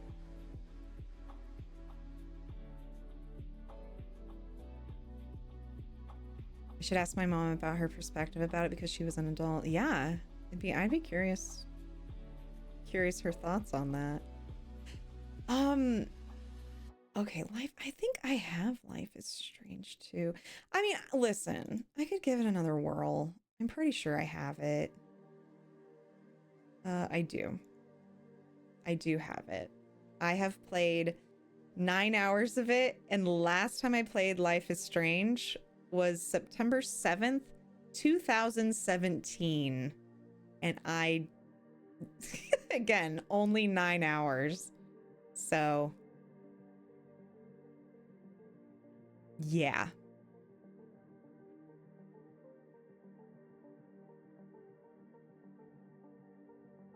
I mean, I could try it again. I think Before the Storm is my favorite because Chloe's my favorite. Oh, I remember Chloe. Okay, yeah. I might have... Do I have that too? Why do I... Oh, yeah, okay. I feel like I remember Chloe. Life is Strange is really good. Charlie told me I didn't talk about most of the stuff until months later, and as a random tangent, ADHD and puberty weirdness. Jeez. Okay, Life is Strange is good. Okay, well, here, I will... let's see, the best way I can do this is... I will put Life is Strange in my favorites, and that way I'm reminded of it. Oh, I own Monster Prom too. I'll add that to favorites.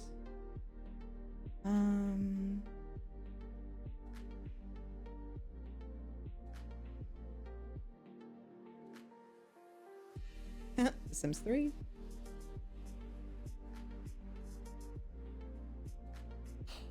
Oh, I have Undertale. I've never played that. I've heard it's very good. I also have The Wolf Among Us. I don't know how you guys feel about that.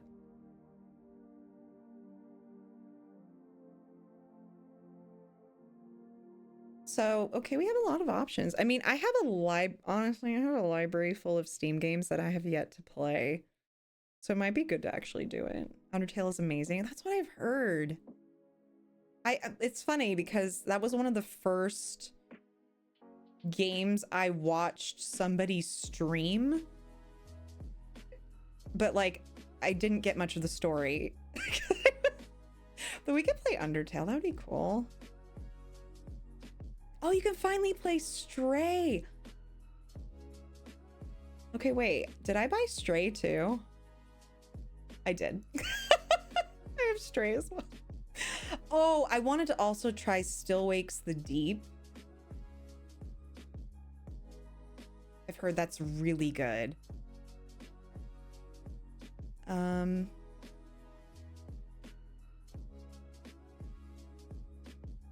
One day I will actually figure out how to play The Witcher. I got to a certain point in the game and then I could not figure out how to advance beyond that point, and I just gave up. I was like, my brain, I cannot.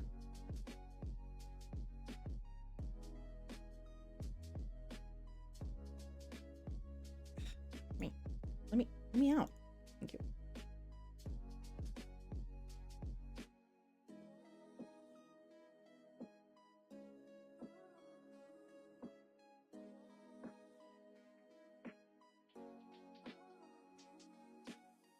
I have Horizon Zero Dawn, which I've also never played.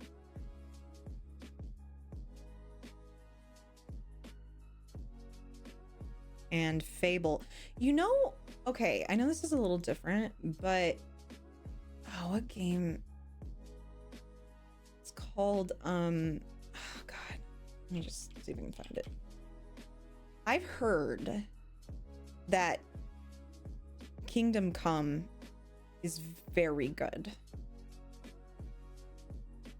And I think a new one, Kingdom Come Deliverance 2, just came out.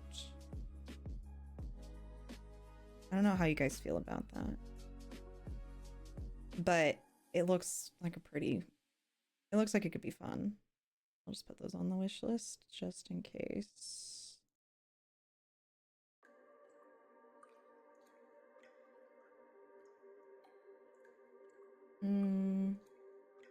Oh no, the next one comes out. Oh, the new one comes out next month. I heard that too, never played it though. I'd be interested in playing that. It's kind of, in my mind, it would be like theme-ish wise adjacent to, you know, our Baldur's Gate kind of adventures, you know what I mean? Like, obviously they're very different games, but you get what I'm trying to say.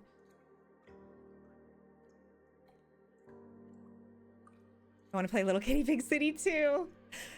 I'm currently moving stuff from my backup of my laptop to my desktop. Oh my god, wait, Blizzard, how do you like the new computer?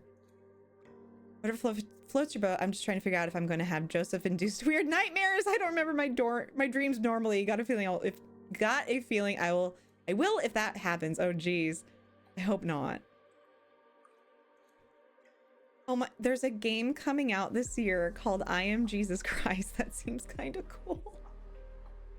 Don't think I've heard of it. Oh my gosh. They say you get to be Jesus in the Bible and also fight Satan. Still want to see me play Phasmophobia. God, you guys like to watch me just suffer. Hold your hand during it. Y'all are gonna kill me. Down to clown in that game. Jeez. That's so scary. Oh, I was gonna, yeah. Okay. All right. Well, we've got some options, which is good. Yeah. Okay. What am I doing? I don't know. Okay. All right. There. I have to open a game. I've been downloading and updating stuff. Nice. Enjoy. It is amazing when you have a computer that can just run things. It's beautiful. Haven't played in about a year, but defo down for screaming and dying, sans Joseph. Lol. Oh man. Well guys, that was fun. That was a good, like, feel like I need no other ending. I think that was just amazing. So I'm glad that Blizzard, thank you for telling me how to get that ending, because that was so cool. And I really like Dream Daddy. 10 out of 10. Wonderful game.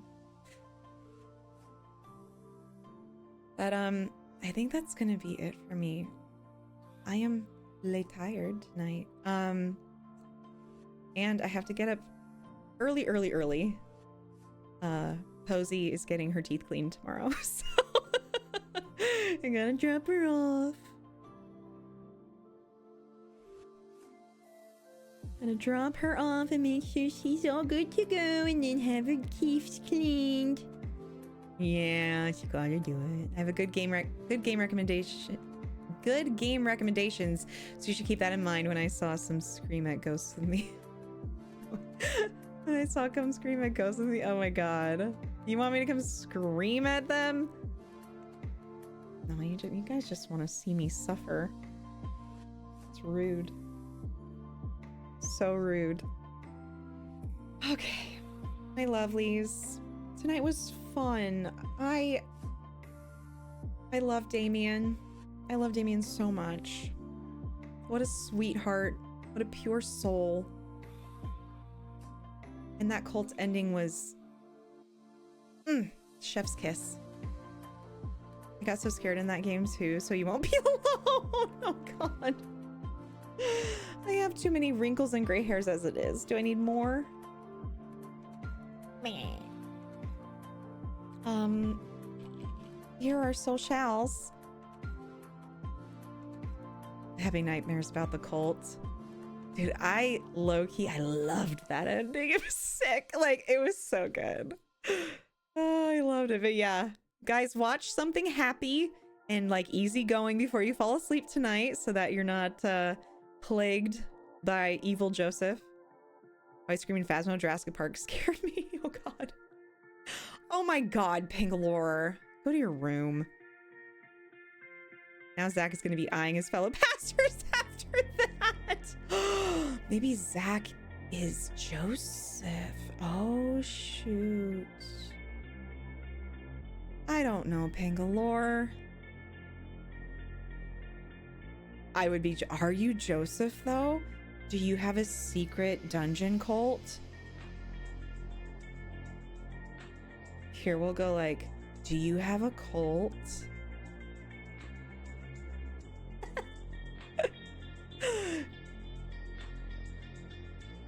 Do you have super spoopy cult vibes? I think that's why, Pangalar. That's why. It thinks that, yeah, okay. I'm leaving. All right. I love you guys. Have a good night. Again, here's all my crap if you feel like it. Literary perv. I'm a literary perv. Yes, you are. All right, my little literary pervs. I will see you guys next week. Probably on Tuesday again. I will post a schedule in the Discord, so keep an eye out for that. And I hope you guys have a fantastic weekend. Thank you for spending some time with me and the daddies tonight. It's a lot of fun. I really enjoyed this game, and I'm glad you guys did too. I will catch you guys next week. Sound good? Sound good. All right. Love y'all. Take care of yourselves. I'll see you next week. Bye. Oh God, Zach. What? You know where the... Okay. Oh boy. I'm not... You know what? No, I'm not even going to ask. Okay. Love you guys. Bye.